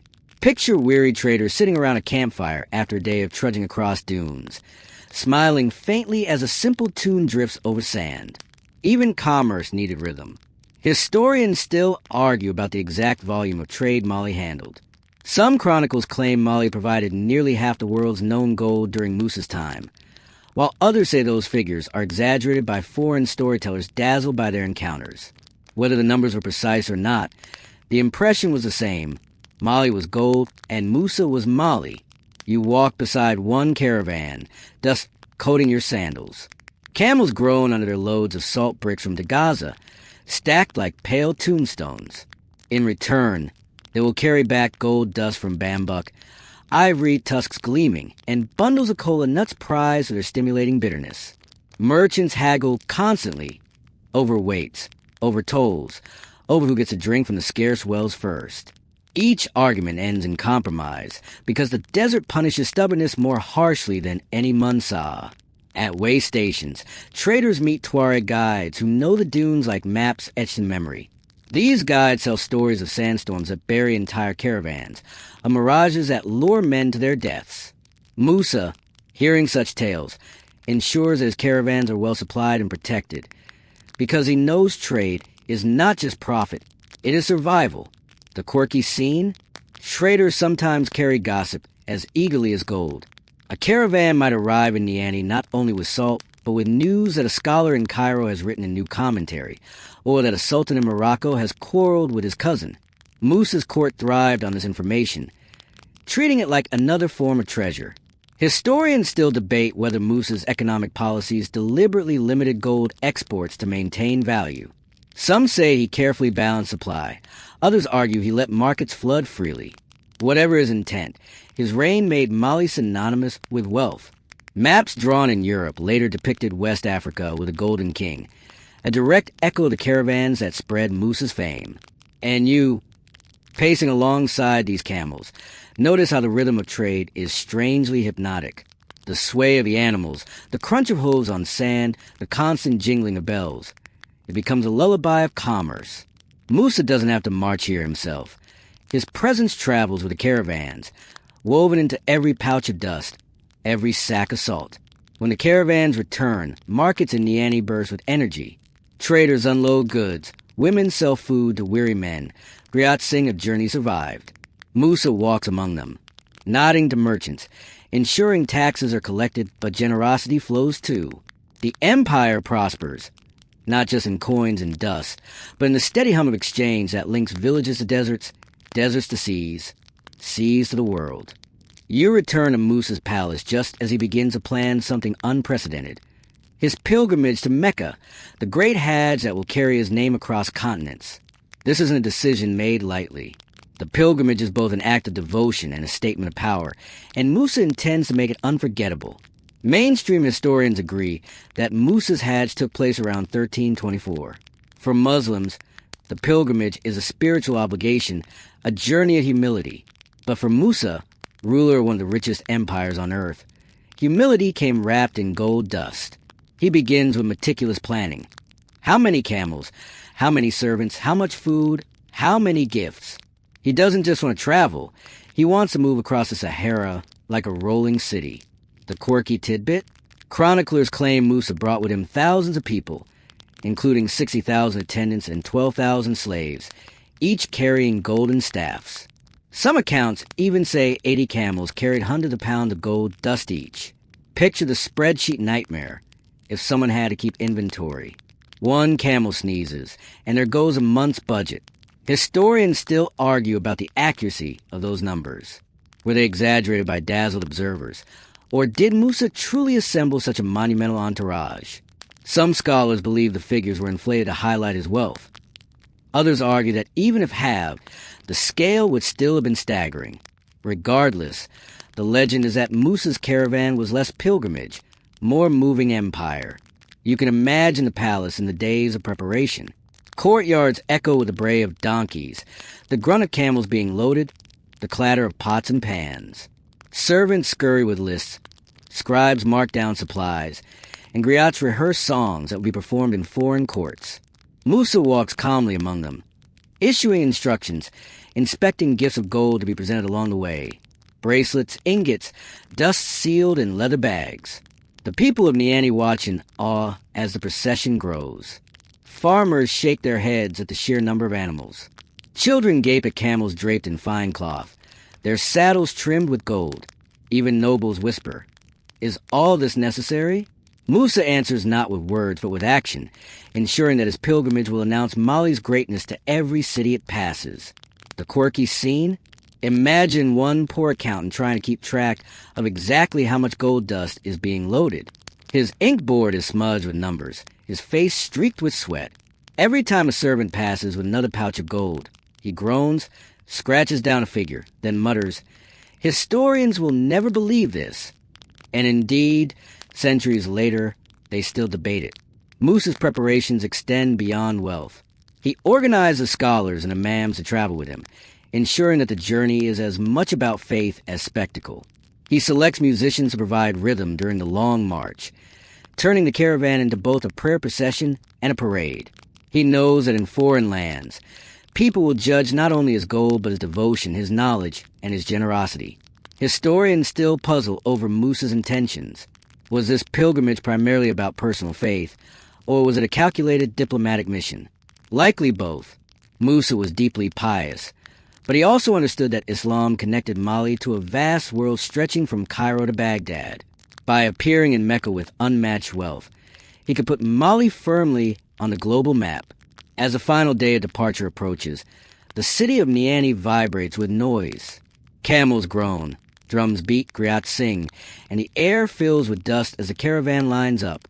Musa mounts his horse, gold ornaments glittering, robes billowing in the wind.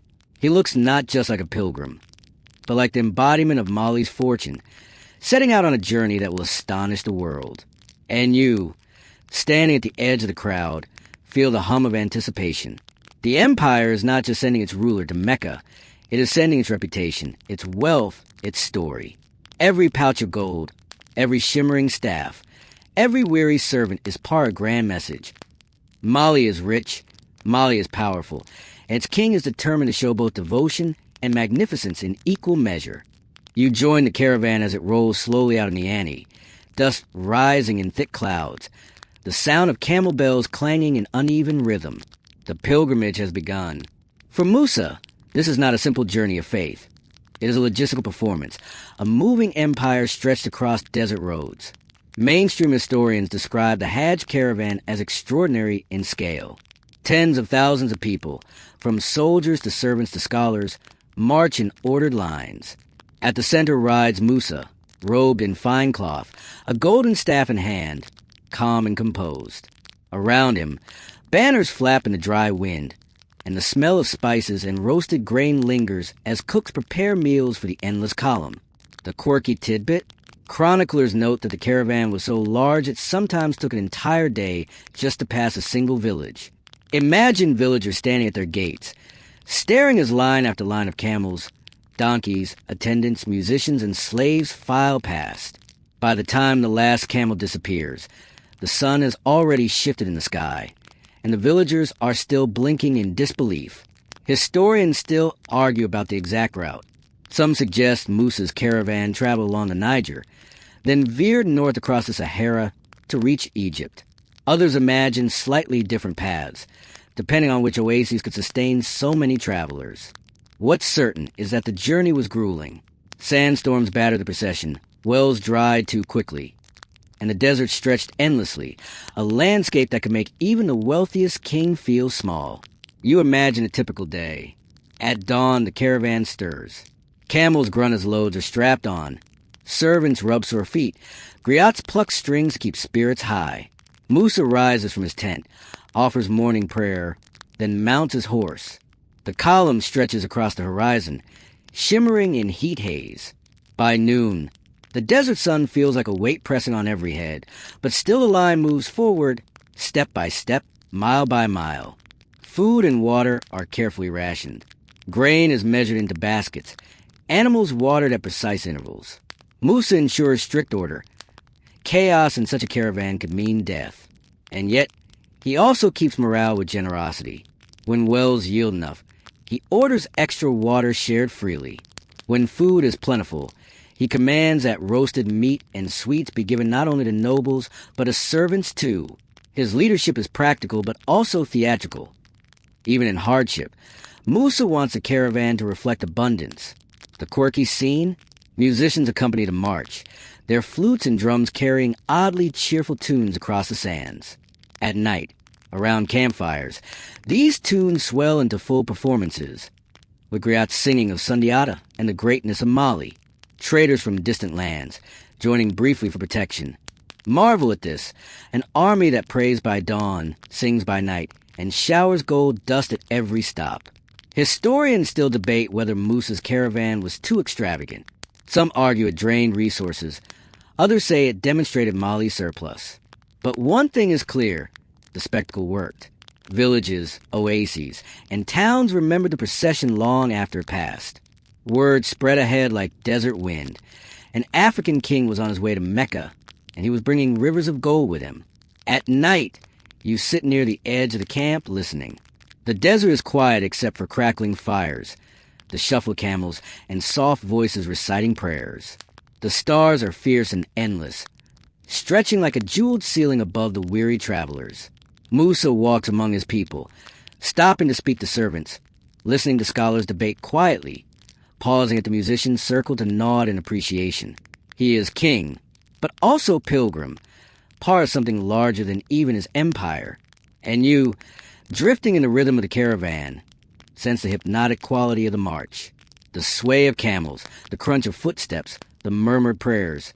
It's a lullaby of movement. This is not just a pilgrimage. It is a living, breathing performance of Mali's power, echoing across every mile of sand. You arrive now with Musa and his caravan at the bustling gates of Cairo, and suddenly the desert silence breaks into chaos.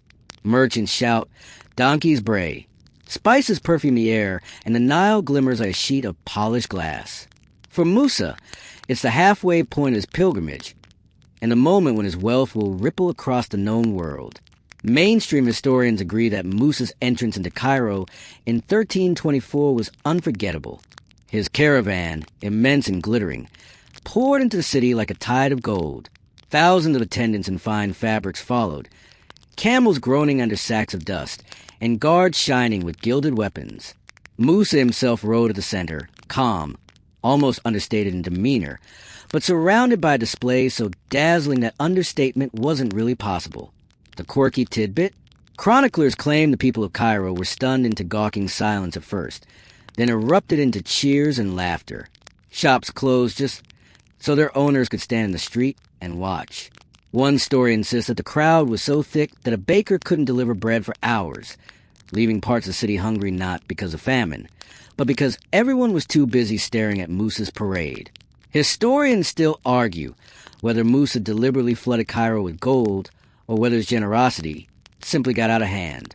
What's certain is that he gave freely, gold dust to the poor, lavish gifts to officials, and heavy donations to mosques. Markets were so saturated with the metal that its value plummeted. For over a decade, Egypt's economy reportedly struggled to stabilize. Musa may have been pious and generous, but he was also the man who accidentally triggered one of history's first recorded cases of inflation tourism. You picture Cairo's narrow streets clogged with people, their rooftops crowded with families craning for a view. Traders shout in Arabic. Griots strum their chorus to foreign ears, and Musa's men distribute tiny flecks of gold that sparkle in the sun. Children scoop them up, laughing. Beggars bless Musa's name. Nobles bow low, already plotting how to turn this astonishing generosity into their own advantage. Inside the markets, the effect is immediate. Gold dust changes hands so quickly that prices wobble. Merchants grin as they sell goods for sums they couldn't have imagined the day before. But beneath the cheer is confusion. What is wealth worth when it suddenly floods the streets? Musa walks calmly through it all, praying at mosques, meeting dignitaries, and presenting himself as both pilgrim and sovereign. The quirky scene? Imagine one Cairo money changer staring in disbelief as people line up with pouches of gold dust, all claiming it came directly from Musa's men. He scribbles furiously on his board, muttering, "This can't possibly be real." Meanwhile, the line just keeps growing. Historians still debate how intentional Musa's economic impact was. Did he simply want to showcase Mali's wealth, not realizing the ripple effect? Or did he understand perfectly, using generosity as a form of soft power to announce Mali as an equal to Egypt? Either way, his arrival in Cairo was not just news, it was legend. At night, the city glows with lanterns, the Nile reflecting firelight. Musa sits in conversation with scholars and officials, his gold still sparkling in the torchlight. He speaks of his pilgrimage, of his devotion, of the greatness of Mali. Around him, Cairo hums, already reshaping its stories to include this African king whose wealth seems almost mythical. And you, weaving through the crowd, feel the strange calm in the spectacle. The noise is constant, the laughter loud, the gold dazzling, but underneath it all is a rhythm of awe, a lull of repetition. Musa gives, people gasp, markets shift. It's overwhelming, yet soothing in its predictability. You realize Musa hasn't just arrived in Cairo. He has permanently altered it. You stay with Musa in Cairo, where the clamor of markets slowly fades and another scene unfolds. Meetings with scholars and sultans, long conversations that stretch from daylight into lamplight. Cairo, the heart of Islamic learning and commerce, is not easily impressed. Yet Musa manages to leave a mark deeper than gold dust scattered in the streets. Mainstream historians note that Musa met with Sultan al-Nasir Muhammad, the ruler of Egypt at the time. The Sultan's court was already renowned for its splendor, but when Musa arrived with gifts of gold and attendants dressed in silks, even Cairo's elite were stunned. Imagine the two rulers facing each other in a hall perfumed with incense, mosaics glimmering under lantern light. The Sultan asks about Musa's journey, about Mali's lands, about his purpose in Mecca.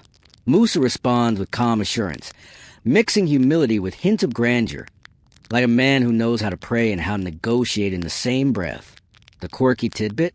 One chronicler claimed Musa was so determined not to bow before another ruler that he delayed entering the Sultan's chamber until protocol was clarified. Picture him waiting in the hallway, attendants fidgeting, while scribes argue whether lowering his head would count as submission or simply polite manners. In the end, Musa apparently compromised, offering respect without diminishing his own sovereignty. Historians still argue how much diplomacy was achieved in Cairo. Some accounts suggest Musa and the Sultan exchanged formal courtesies, and nothing more. Others believe Musa secured agreements for safer caravan passage and greater recognition of Mali in the wider Islamic world. What is certain is that Musa left Cairo not only wealthier in reputation, but tied more closely into the networks of scholars, traders, and theologians that radiated from Egypt. During his stay, Musa spent lavishly on endowments. He donated to mosques, supported schools, and funded the maintenance of caravanserais, those desert inns where travelers rested. He wasn't just scattering gold for show. He was weaving Mali into the infrastructure of Islam. You can picture scribes jotting his name into records, imams praying for his empire, merchants whispering about trade opportunities with his fabulously wealthy land to the south. The quirky scene? Musa's scholars wandering through Cairo's book markets, wide-eyed at the sheer volume of manuscript available.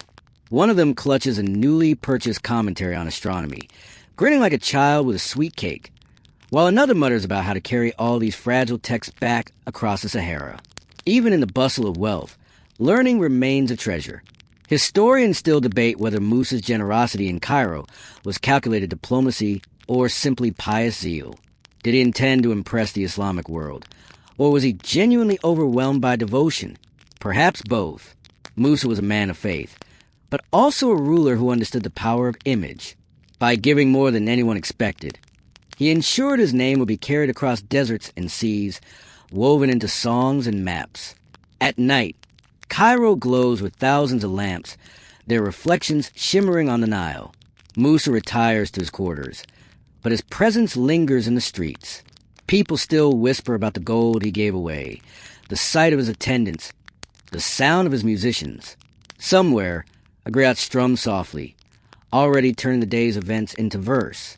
And you, wandering through these lamplit streets, feel the strange serenity beneath the spectacle, the diplomacy, the debates, the endless gifts. They unfold like a rhythm, steady and deliberate. Cairo will remember Musa, not only as the man who changed its economy, but as the king who stepped into its halls with grace, generosity, and a quiet determination to place Mali among the great powers of his age. You leave Cairo behind now, following Musa and his caravan as it pushes onward through the deserts and fertile valleys that lead to Mecca itself. The pilgrimage enters its most sacred stage. For all the spectacle of gold and gifts, this is, at its core, a journey of faith. Musa is not merely a king parading his wealth. He is a Muslim fulfilling one of the 5 pillars, stepping into rituals shared by millions across generations. Mainstream historians agree that Musa completed the full Hajj, circling the Kaaba, standing on the plain of Arafat, and performing the rites that symbolize humility and submission to God. You imagine him in simple pilgrim's garments, stripped of gold ornaments, blending into the ocean of white robes. For a moment, the Mansa of Mali is just another believer, bowing his head, touching his forehead to the earth, his voice merging with thousands of others chanting prayers in unison. The quirky tidbit? Chroniclers say Musa gave so generously in Mecca that even local merchants struggled to manage the sudden flood of gold. One story claims jewelers ran out of stock entirely, having sold every bracelet, ring, and pendant they owned to Musa's attendants. Imagine a jeweler closing shop with a shrug, muttering, "Well, that's enough retirement savings for 3 lifetimes." Historians still argue about how deeply Musa's pilgrimage was recorded in Arab sources. Some accounts lavish detail on his generosity. Others are surprisingly sparse.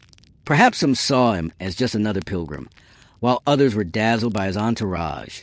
But in hindsight, Musa's presence in Mecca mattered because it broadcasted Mali's importance to the Islamic world, anchoring his empire into a global faith. You can picture the streets of Mecca alive with pilgrims from every corner of the Muslim world, North Africa, Persia, Arabia, even distant India. Musa's caravan weaves among them, its attendants carrying banners, scholars chanting, griots humming softly. Conversations spring up. Who is that man? He's the king from West Africa, the one with endless gold. Word spreads like wildfire. In the sacred mosque, Musa prays shoulder to shoulder with strangers, his forehead pressed to the same stone floor as a humble farmer from Yemen or a merchant from Syria. In that moment, status dissolves. The Mansa is one man among millions. Yet whispers still follow. People notice the richness of his retinue, the solemn dignity in his bearing, the way his attendants wait silently as he moves. The quirky scene? Imagine Musa buying a simple jug of water from a vendor after a long walk under the sun. He tries to pay modestly, but his servant insists on adding a sprinkle of gold dust. The vendor nearly faints, clutching the jug like it suddenly were the palace. Even Musa's attempts at normality are overshadowed by wealth. Historians still debate whether Musa's pilgrimage was intended mainly as devotion or diplomacy. Perhaps he began with one intention and discovered the other along the way. Faith compelled him to bow in Mecca, but the world's eyes transformed his bow into spectacle. Whatever the truth, the result was the same. Mali became woven into the consciousness of the Islamic world, not as a far-off land of rumor, but as the realm of a king who had stood in Mecca and given gold like rain. At night, Mecca glows with lanterns as pilgrims sleep in tents or under the open sky. Musa lies awake, listening to hum of voices in dozens of languages, the rustle of garments, the murmurs of prayer. For all his power, he feels the smallness of being one human in a vast, shared devotion. Yet even here, whispers about his generosity continue, drifting like incense smoke into every corner of the holy city. And you, drifting the crowd, notice the rhythm of it. Steps circling the Kaaba, voices chanting verses, torches flickering in the night. It is a lullaby of faith, steady and timeless. Musa, king and pilgrim, has woven his story into this rhythm forever. You walk with Musa as he begins a long return journey from Mecca, and already the pilgrimage has transformed him. He is no longer just a king of Mali who set out months ago. He is now a man whose name is echoed in Cairo, Mecca, and Medina, whispered by traders and scholars alike. But before he reaches Niani again, there's another chapter to write. The return trip, filled with new alliances, heavy purchases, and the quiet planting of seeds that will change Mali forever. Mainstream historians note that Musa didn't simply turn his caravan around and head home. On his way back, he paused to gather knowledge, books, and people. He sought out scholars, architects, and scribes, inviting them to join him in Mali. His goal was clear. He wanted to bring not just wealth, but learning back to his empire. Imagine him strolling through markets of Damascus or Cairo, not looking at spices or silks, but asking, who here can build a mosque? Who can teach astronomy? Who can copy manuscripts? The quirky tidbit? Chroniclers claim Musa purchased so many books during his return journey that he practically cornered the manuscript market. In places like Cairo, scribes couldn't keep up with his demand. Imagine exhausted copyists scribbling by candlelight, muttering, if this man asks for one more Quran commentary, I'm moving to the desert. Musa was stocking up for the libraries of Timbuktu and Gao, even if he didn't yet know how famous those libraries would become. Historians still argue about the exact individuals Musa brought back. Some accounts emphasize the architect al-Sahili, credited with designing mosques in Gao and Timbuktu. Others suggest the story was later romanticized, with Musa's influence more about funding than importing specific talent. The truth likely lies in between. Musa did bring skilled men, but he also empowered local builders and scholars with resources that amplified their work. You could imagine the caravan heavier on the way home, not just with gold, but with crates of manuscripts, bundles of architectural sketches, and new faces walking among the attendants. Scholars debate softly as the caravan trudges through the desert, their voices weaving Arabic, Songhai, and Mande words into a tapestry of ideas. Musa listens, nodding, storing away fragments of knowledge for future use. The quirky scene? Somewhere in the caravan, a newly recruited scholar complains loudly about the heat, clutching his rolled-up manuscripts like precious children. One of Musa's soldiers laughs, handing him a water skin, saying, if you think this is bad, wait until the mosquitoes of the Niger greet you. Historians still debate how much gold Musa still had on the return trip. Some say he had given so much away in Cairo and Mecca that he had to borrow funds to get home. Others argue that while his generosity was immense, his reserves were equally vast. Either way, the caravan returned with less glitter but far more knowledge, and for Musa, that was wealth enough. Nights on the return march were quieter, more reflective. Fires flickered lower, songs grew softer, and Musa prayed longer. He was carrying more than treasure now. He was carrying responsibility. The world knew his name, and when he returned to Niani, he would need to prove that Mali's glory was not a passing show, but a lasting legacy. And you, walking alongside the caravan, sense a shift. The outward journey was spectacle. Drums, gold, astonishment. The return is quieter, deeper. Books, scholars, plans whisper beneath the stars.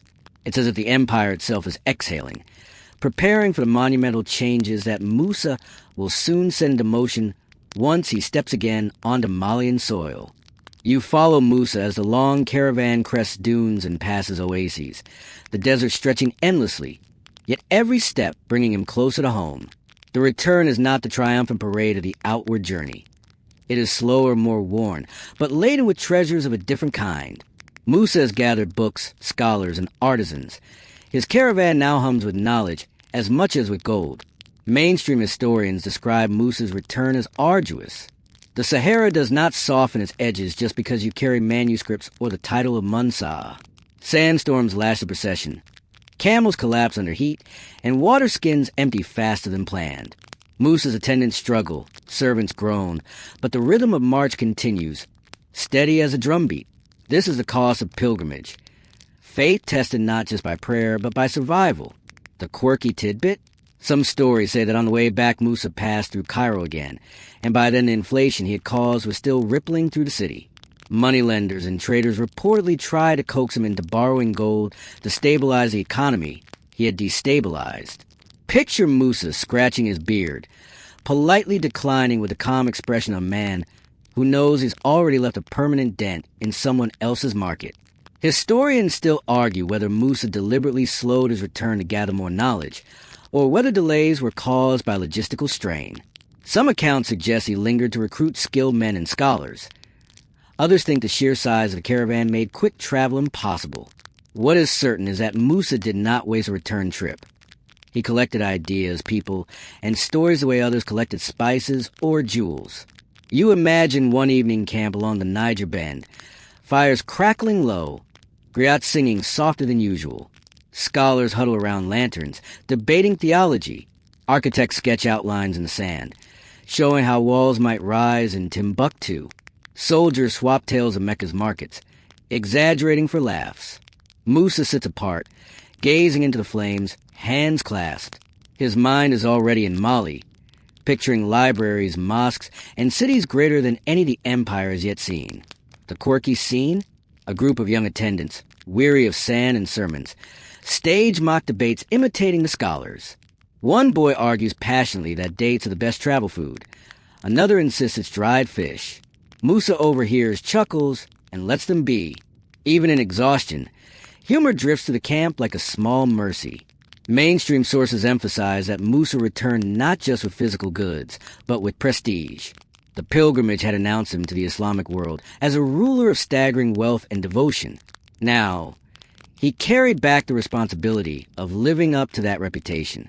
Every book would need a library, every scholar a place to teach, every architect a project worthy of their skill. Musa's burden was no longer just gold. It was expectation. Historians still debate the morale of the caravan as it neared Mali.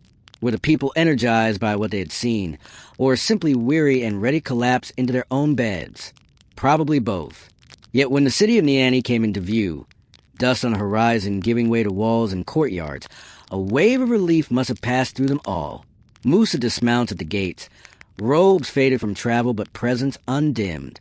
Crowds gather, cheering, pressing close to glimpse their king return from the holiest of journeys. Children shout, griots raise their voices, drummers pound out rhythms that echo across the plain. Musa smiles faintly, lifts a hand in blessing, and steps once more into the heart of his empire. And you, standing in the throng, feel the rhythm shift. The pilgrimage is complete. Musa has carried Mali to the world and brought the world back to Mali. Ahead lies construction, scholarship, and legend. But for this moment, the return is simply rest, relief, and the quiet pride of a king who has walked deserts and prayed at Mecca and come home with both faith and stories intact. You stand with Musa back in Niani, where the city has prepared itself for his return. The pilgrimage was more than a journey. It was a performance that spread his name across continents. Now, the challenge is to translate reputation into reality. His empire has to see, touch, and feel the greatness whispered about in Cairo and Mecca.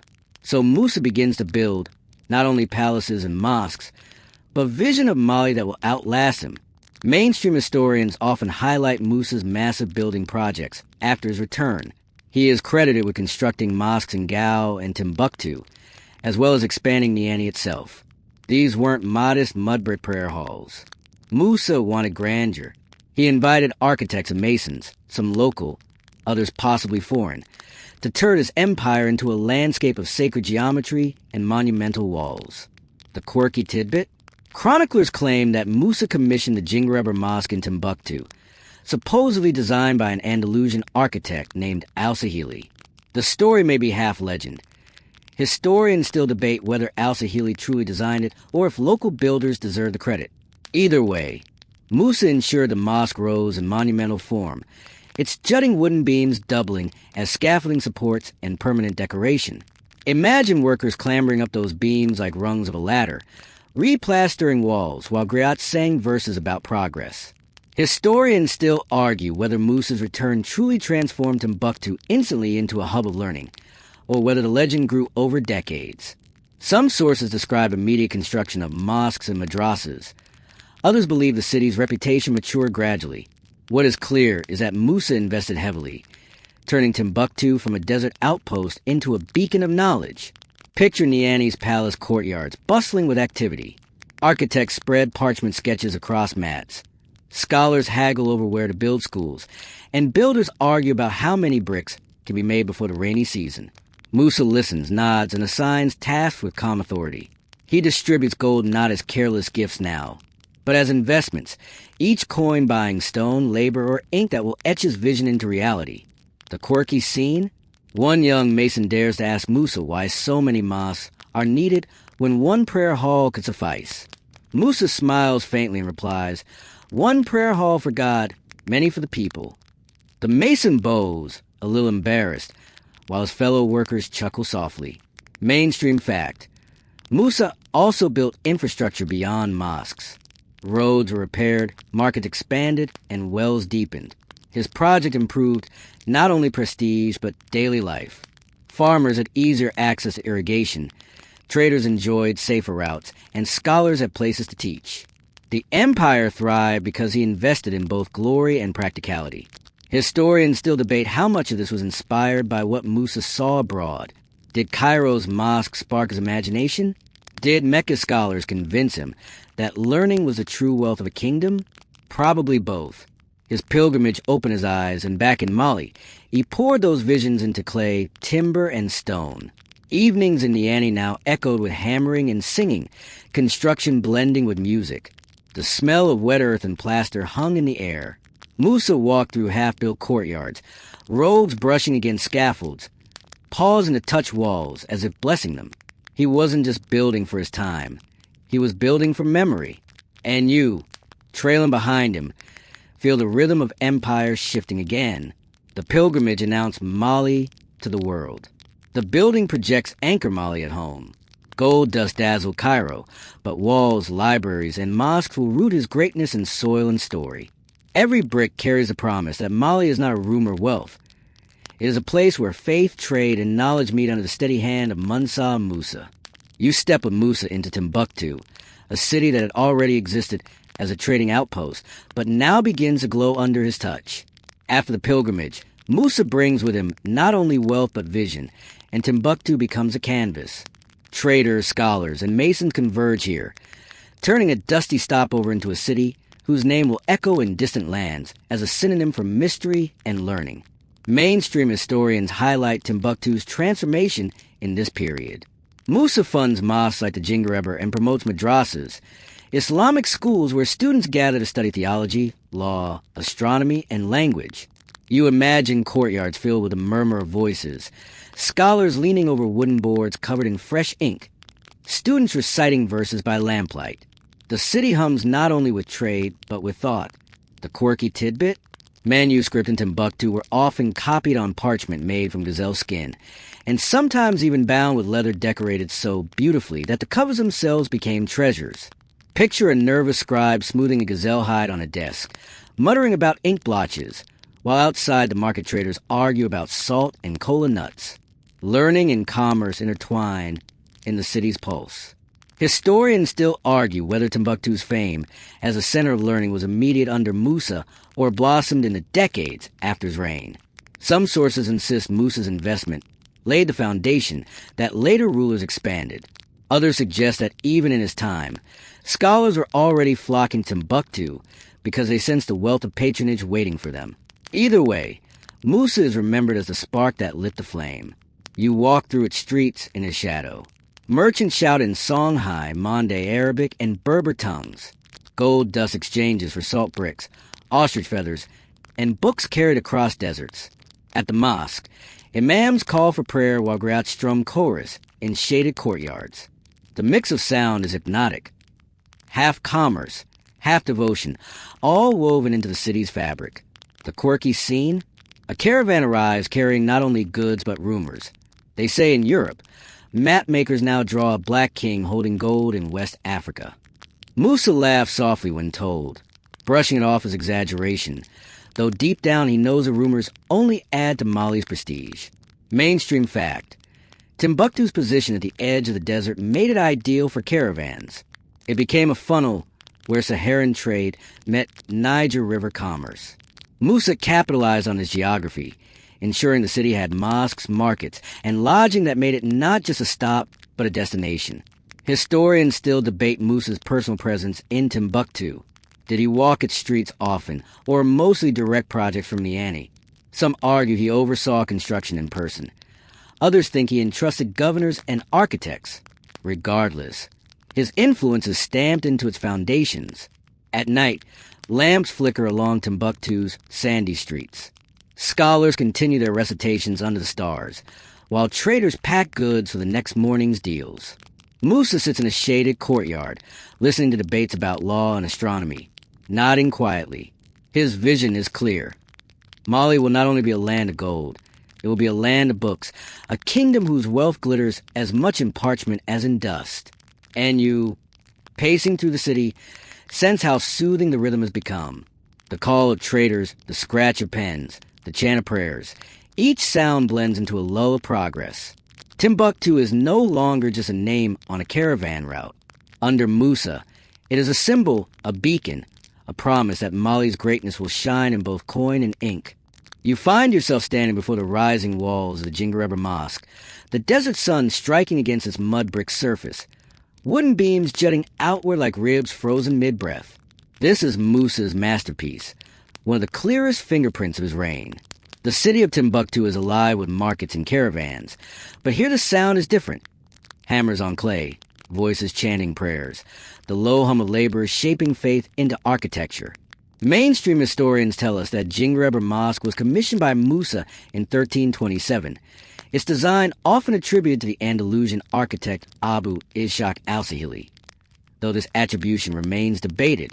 Whether al-Sahili truly designed it or whether Malian builders adapted foreign styles into local traditions, the result was the same, a monumental house of worship built of earth, timber, and vision. The quirky tidbit? Those beams jutting from the mosque walls, which look decorative, actually serve as permanent scaffolding. Each year, during replastering ceremonies, locals climb them to spread new clay, a communal act that keeps the mosque alive. Picture Musa watching the first beams being hammered in, smiling faintly, knowing that future generations would literally climb the walls he commissioned to preserve them. Historians still argue about al-Sahili's role. Some insist Musa brought him back from his pilgrimage as a symbol of intellectual exchange, while others believe the mosque design owes more to centuries of Sahelian building traditions. Perhaps the truth is somewhere in between. Musa used foreign prestige to enhance local genius, blending influences into something uniquely Malian. You imagine the construction scene. Workers mold mud with their bare feet, mixing straw and water until the clay holds shape. Children carry smaller bricks, laughing despite the heat. Women bring water in calabashes, their steps steady across the sand. Griots sit nearby, singing encouragement, weaving verses about the Mansa who builds for God as much as for glory. The air smells of wet earth and wood smoke, sticky and grounding. Inside, the mosque takes form with cool, shaded corridors and prayer halls wide enough to gather hundreds. Musa inspects the site often, robes brushing against dust, attendants following closely. He pauses to ask builders about progress, nods when scholars explain how the mosque will be used for teaching, as well as prayer. For him, it is not just a monument, it is a statement. Mali belongs not only to wealth but to wisdom, not only to gold but to God. The quirky scene? A scribe tries to record every detail of construction in neat Arabic script, only to have a mischievous boy swipe his reed pen mid-sentence. The boy dashes off laughing, and the scribe sighs, muttering that no one will ever know exactly how many bricks were made that day. Musa chuckles quietly, perhaps realizing that history is always half record, half rumor. Mainstream fact, Jingareba became more than a mosque. It was a center for study, where scholars gathered to lecture on law, medicine, and astronomy. The mosque was the seed of Timbuktu's later fame as a city of learning. Musa's investment wasn't about a single building. It was about setting down roots that would grow into a forest of knowledge. Historians still debate how much Musa foresaw this legacy. Did he imagine that centuries later, travelers from Europe would marvel at Timbuktu as a city of books? Or did he simply want a mosque worthy of his empire's devotion? Either way, the Jingareba became his symbol, one that still stands today, weathered yet resilient. At sunset, you picture Musa standing before the mosque, its walls glowing red in fading light, the call to prayer echoing across sand.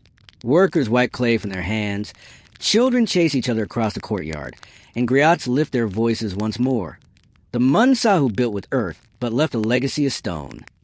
And you, lingering in the cooling air, feel the rhythm of progress soften.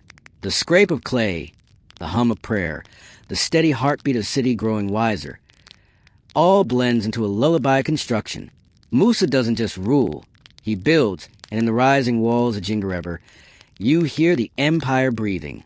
You settle now into the courtyards and lecture halls that Musa's gold has built, and you hear the hum of voices rising like bees around a hive. These are not soldiers or traders, but scholars. Men who carry ink instead of spears, who measure stars instead of salt, who argue over law as fiercely as generals argue over borders. Musa, once a patron of caravans and armies, now becomes a patron of minds. Mainstream historians note that Musa's reign marked a golden age of scholarship in Mali. Timbuktu, Gao, and other cities became magnets for thinkers. The Sankor Madrasa grew into a university, hosting thousands of students. Subjects stretched beyond theology into astronomy, medicine, and mathematics. Imagine crowded lecture circles where students balance wooden tablets on their knees, scribbling verses, while a teacher recited by lamplight. The quirky tidbit? Some manuscripts from Mali included notes in the margins, little doodles, side comments, or jokes. One frustrated student once scrawled that he was tired of copying endless words. Another absent-mindedly sketched a camel with exaggerated eyelashes. These tiny flourishes remind you that even in the most serious libraries, humans got bored. Historians still argue how directly Musa himself shaped this intellectual flowering. Some say he personally encouraged scholars, asking them to settle in Mali and offering stipends. Others think his main contribution was simply wealth, building mosques and schools that naturally attracted teachers. Either way, under his patronage, Mali's reputation spread. Traders from Morocco, scholars from Egypt, even scribes from Andalusia heard whispers of a land where gold flowed and knowledge bloomed. You picture Musa walking through Timbuktu's narrow alleys, passing a library where scribes bend over desks. Shelves stacked with manuscripts fill the air with the dry scent of parchment. A teacher pauses mid-lecture as Musa steps inside. Students look up in awe. Musa waves them to continue, choosing instead to sit quietly, listening to a discussion about lunar eclipses. He doesn't need to speak. His presence itself is affirmation. The quirky scene? A visiting scholar attempts to impress Musa by reciting an impossibly long genealogy of Arab thinkers, only to forget halfway through. Musa chuckles softly, pats the man on the shoulder, and suggests he focus on finishing one book at a time. Even great patrons appreciate humility. Mainstream fact: Timbuktu's libraries eventually held hundreds of thousands of manuscripts, covering everything from Quranic law to herbal medicine to trade contracts. This body of knowledge was so immense that later generations of Europeans would be astonished to learn of it, having once dismissed Africa as a continent without writing. Musa's investments helped plant the seeds of that astonishment. Historians still debate the number of students in Timbuktu during Musa's time. Some sources boast of 25,000 scholars, which may be exaggerated. Others give smaller, but still impressive numbers. Whether myth or math, the image remains powerful. A desert city where ink flowed like gold. At night, lecture halls flicker with oil lamps. Students lean close to their boards, voices murmuring recitations. Outside, griots sing under the stars, their music blending with the cadence of scholarly chant. Musa strolls between the two worlds, faith and folklore, books and songs, satisfied as empire nurtures both. And you, seated on a mat in the corner, feel the rhythm of study wash over you. It is not dramatic like battle drums or loud like market calls. It is steady, soothing, the scrape of pens, the rustle of parchment, the murmur of lessons repeated. Under Musa, Mali's gold shines in ink as much as in dust, and the lull of scholarship becomes its own kind of music. You pause now to listen as stories about Musa's fortune spread far beyond Mali, drifting across deserts and seas, carried in the mouths of merchants and the ink of mapmakers. His gold has already dazzled Cairo and Mecca, but now it takes on a life of its own. The more it is told, the more it grows, until his wealth becomes less fact than legend. Mainstream historians often point out that Musa is remembered as the richest man in history. While exact calculations are impossible, his empire's control of gold mines certainly gave him more than almost any ruler of his age. In the 14th century, nearly half of the known world's gold was said to flow from West Africa. Musa was at the center of it all, turning dust into palaces, mosques, and stories. The quirky tidbit? Some accounts claim Musa was so rich that when he traveled, his attendants sprinkled gold dust on the ground just to watch it glitter in the sun. Imagine a servant tossing pinches of wealth like confetti while another mutters, "That could have bought me a goat," whether true or exaggerated. Such tales ensured Musa's wealth felt endless. Historians still argue whether the Cairo inflation Musa caused was as severe as later sources claimed. Did the value of gold really drop across the Mediterranean for over a decade, or did chroniclers exaggerate? Even if the scale is debated, the fact remains, Musa's generosity shocked economies. He wasn't just rich, he was disruptive, altering markets without firing an arrow. You picture merchants in Italian ports whispering about him. There's a king in Africa, they say, who gives away gold like bread. Mapmakers in Catalonia draw a black king on their charts, seated on a throne, holding a nugget larger than his head. These images travel faster than caravans, reshaping the imagination of people who will never see Mali, but will dream of it endlessly. Closer to home, griots keep the stories alive. They chant of Musa's pilgrimage, his rivers of gold, his gifts that poured like rain. Children listen wide-eyed, farmers smile in awe, and nobles nod knowingly.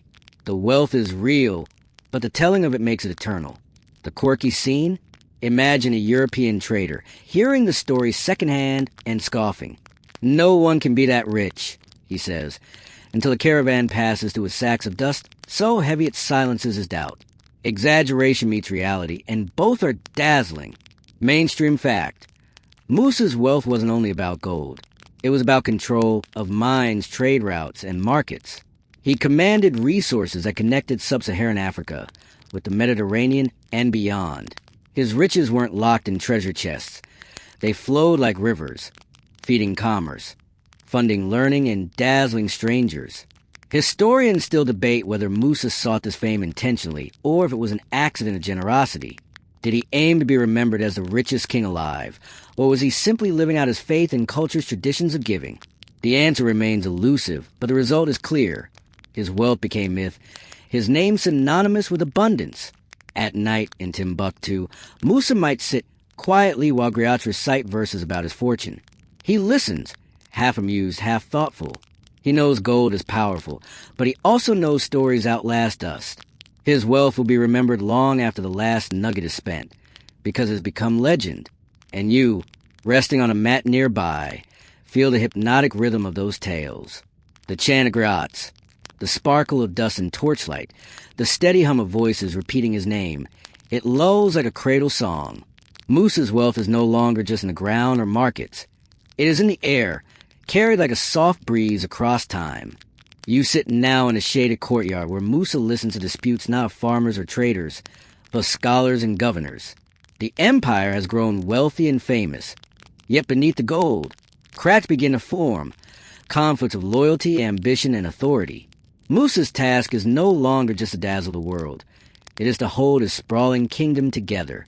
Mainstream historians acknowledge that Musa's empire was vast, stretching from the Atlantic coast through the Sahel and deep into the Sahara. Managing it required layers of governors, generals, and officials. But every layer introduced tension. Some loyal, some opportunistic, some dreaming of independence. Musa had to balance them all with a mix of generosity, law, and occasional force. The quirky tidbit? Chroniclers describe how Musa sometimes sent lavish gifts to potentially rebellious chiefs, almost like a bribe wrapped in friendship. Imagine a noble grumbling in private, only to receive a horse with golden trappings or a pouch of dust the size of his fist. His frown melts into a grin, and suddenly loyalty doesn't feel so heavy. Musa understood that sometimes a goat, a horse, or a pile of coins could be more effective than a battalion of soldiers. Historians still argue how widespread unrest was under Musa. Some sources suggest his reign was relatively peaceful, with rebellions quickly quashed. Others suspect simmering discontent in outlying provinces, hidden beneath the glittering surface of wealth. The empire may have looked serene from the outside, but inside it pulsed with constant negotiation. You imagine Musa at council, seated on a carved stool, while advisors report troubles from distant lands. One governor complains that caravans are being harassed near the desert fringe. Another warns of chiefs refusing to pay tribute. Musa listens, fingers steepled, then gives instructions. Send soldiers here. Send gifts there. Dispatch a grout to remind them of their heritage. His solutions blend firmness and charm, like a doctor prescribing different herbs for different fevers. The quirky scene? Once, a governor supposedly presented Musa with a lion cub as tribute. The cub wandered loose in court, startling nobles until it curled up under Musa's chair as though claiming him. Musa laughed softly, perhaps seeing in it a symbol of his rule, powerful forces tamed by calm authority. Mainstream fact. Musa also strengthened Islamic law throughout the empire, appointing qadis judges to enforce it alongside traditional practices. This dual system helped stabilize justice, but also created friction between local customs and imported legal codes. Musa managed these tensions with patience, ensuring both faith and tradition had space. Historians still debate whether Musa's governance leaned more toward central control or allowed wide autonomy. Was Mali a tightly bound empire, or more a federation of allied states under a wealthy king? The ambiguity itself speaks to Musa's skill. His empire worked because he allowed it to flex without snapping. At dusk, the council disperses. Nobles ride out, servants scatter, and Musa remains, gazing toward the horizon. He knows wealth alone cannot bind loyalty forever. Stories, gifts, laws, and faith must work together like threads in a tapestry. He tugs each thread carefully, ensuring the fabric holds. And you, sitting in the courtyard shadows, feel the rhythm of his rule. It is not loud or chaotic, but measured like the steady plucking of Korah. Musa's genius is not only in dazzling strangers with gold, but in keeping friends and rivals alike tethered, gently but firmly, to the throne of Mali. You drift with Musa into the twilight years of his reign. When the empire is secure, the mosques stand tall and the markets hum like beehives. By now, his name has traveled from deserts to seas, etched on maps, whispered in caravan camps, and sung by griots across villages. Yet even a golden reign carries the quiet weight of age and succession. Musa, once the ambitious pilgrim, is now the elder statesman of Mali. Mainstream historians tell us that Musa ruled for roughly 25 years, though the exact dates remain debated. His later years were marked less by expansion and more by consolidation, strengthening institutions, ensuring trade routes remained safe, and investing further in scholarship. The pilgrim who dazzled Cairo now became the king who patiently maintained order home. The quirky tidbit? Chroniclers say that even in his old age, Musa enjoyed listening to griots exaggerate his pilgrimage stories, sometimes to absurd levels. One tale insisted that he had given away so much gold that Cairo's cats wore golden collars. Musa reportedly chuckled, shaking his head, but never corrected them. Perhaps he knew that legends have a power all their own. Historians still argue about the timing of Musa's abdication. Some claim he handed the throne to his son Magin before his death, possibly around 1337. Others suggest he ruled longer, dying still on the throne. The uncertainty reflects both the richness and gaps of Malian history. So much remembered in story, yet so much left in shadow. You imagine Musa in his later years walking slowly through the courtyards in Niani, leaning on a staff, robed simple but still regal. Children of servants run up to him without fear, tugging at his sleeves. He listens to their chatter, nodding, perhaps savoring the innocence of a world he has spent decades trying to keep stable. Scholars visit, presenting new manuscripts. Governors report. Griots sing. Musa listens more than he speaks now, his presence itself a reassurance. The quirky scene? A young courtier nervously presents Musa with a gift, a finely crafted wooden chessboard imported from the north. Musa, Unfamiliar with the game, listens to the rules, then plays his first match. He loses quickly but smiles, remarking, "Better to lose a game on a board than a battle in the field." The court laughs softly, and the moment becomes another whispered anecdote. Mainstream fact. Musa's legacy was not only political, but also cultural. His building projects, his support for scholarship, and his pilgrimage all ensured that Mali would be remembered as a golden empire. Even when the empire later fractured, Musa's reign remained a high point, a model of what African kingship could achieve. Historians still debate how smoothly the transition of power went after Musa. Was Magan prepared for the weight of empire? Or did rivalries surge the moment Musa's steady hand was gone? Some suggest the climb began soon after. Others argue Mali remained strong for generations. Either way, Musa's memory stood like a mountain, casting a long shadow over his successors. At night, you picture Musa sitting quietly, listening to prayers drift across the city. The empire is no longer new, no longer surprising, but steady, familiar, woven into daily life. Musa closes his eyes, perhaps recalling deserts crossed, scholars debated, mosques built. He has turned gold into legacy, stories into permanence. And you, sitting at the edge of the courtyard, hear the rhythm of age settle in. The sounds are softer now. The scratch of pens, the hum of prayers, the distant laughter of children. Musa's story is nearly complete, and the empire he shaped rests in the balance between legend and memory. You walk softly now into the final chapter of Musa's life, when the man who once dazzled the world with caravans of gold begins to fade into quiet dignity of memory. The empire he shaped stands strong, its mosques and markets breathing with daily rhythm, its scholars hunched over manuscripts, its caravans trudging steadily across the Sahara. Musa himself, once a young ruler unsure of his crown, has become a legend in his own lifetime. Mainstream historians believe Musa died around 1337, though some place his death a little earlier or later. By then, he had either abdicated to his son Magan, or was preparing him for succession. Either way, Musa ensured that Mali would not collapse in the moment of transition.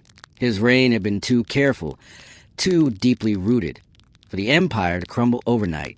The quirky tidbit? Some oral tradition suggests Musa didn't die in Mali at all, but vanished on a final journey, perhaps seeking solitude, perhaps visiting distant lands. While likely untrue, these tales show how reluctant people were to let go of him. For some, Musa couldn't simply die. He had to transform into legend, slipping from history into myth like gold dust through fingers. Historians still argue whether Musa's greatest legacy was his pilgrimage, his construction, or his patronage of learning. Was he the king who destabilized Cairo's economy with generosity, the builder who raised Jingareba Mosque, or the patron whose gold bought a golden age of manuscripts? Perhaps he was all of these, each woven into the larger tapestry of a reign remembered as extraordinary. You imagine Musa in his last days. He sits in a shaded courtyard of Niani, his staff by his side, listening as griots recite the stories of his youth. He smiles faintly at exaggerations, nods at truths, closes his eyes at verses that carry him back to deserts and prayer halls.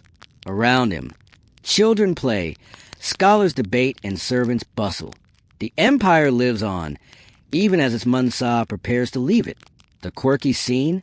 Perhaps one evening, a grandchild clambers into his lap, tugging at his robe and asking, "Grandfather, is it true you built a mosque out of pure gold?"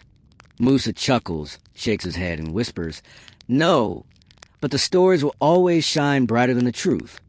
In that quiet laugh, he acknowledges what every ruler eventually learns.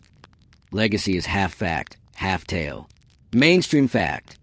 After Musa's death, Mali remained powerful, its trade routes and cities still thriving. Yet his reign set a standard so high that later rulers would always be measured against it. He had turned Mali into a global name, etched onto maps, sung in stories, remembered centuries later as the richest man to ever live. At dusk, the sun sets over Niani, casting long shadows across its courtyards. The Mansa's life fades like the light, not with noise or chaos, but with calm. His empire breathes on. The river flows, the caravans march, and his name drifts into eternity. And you, standing at the edge of history, Feel the rhythm slow to a whisper.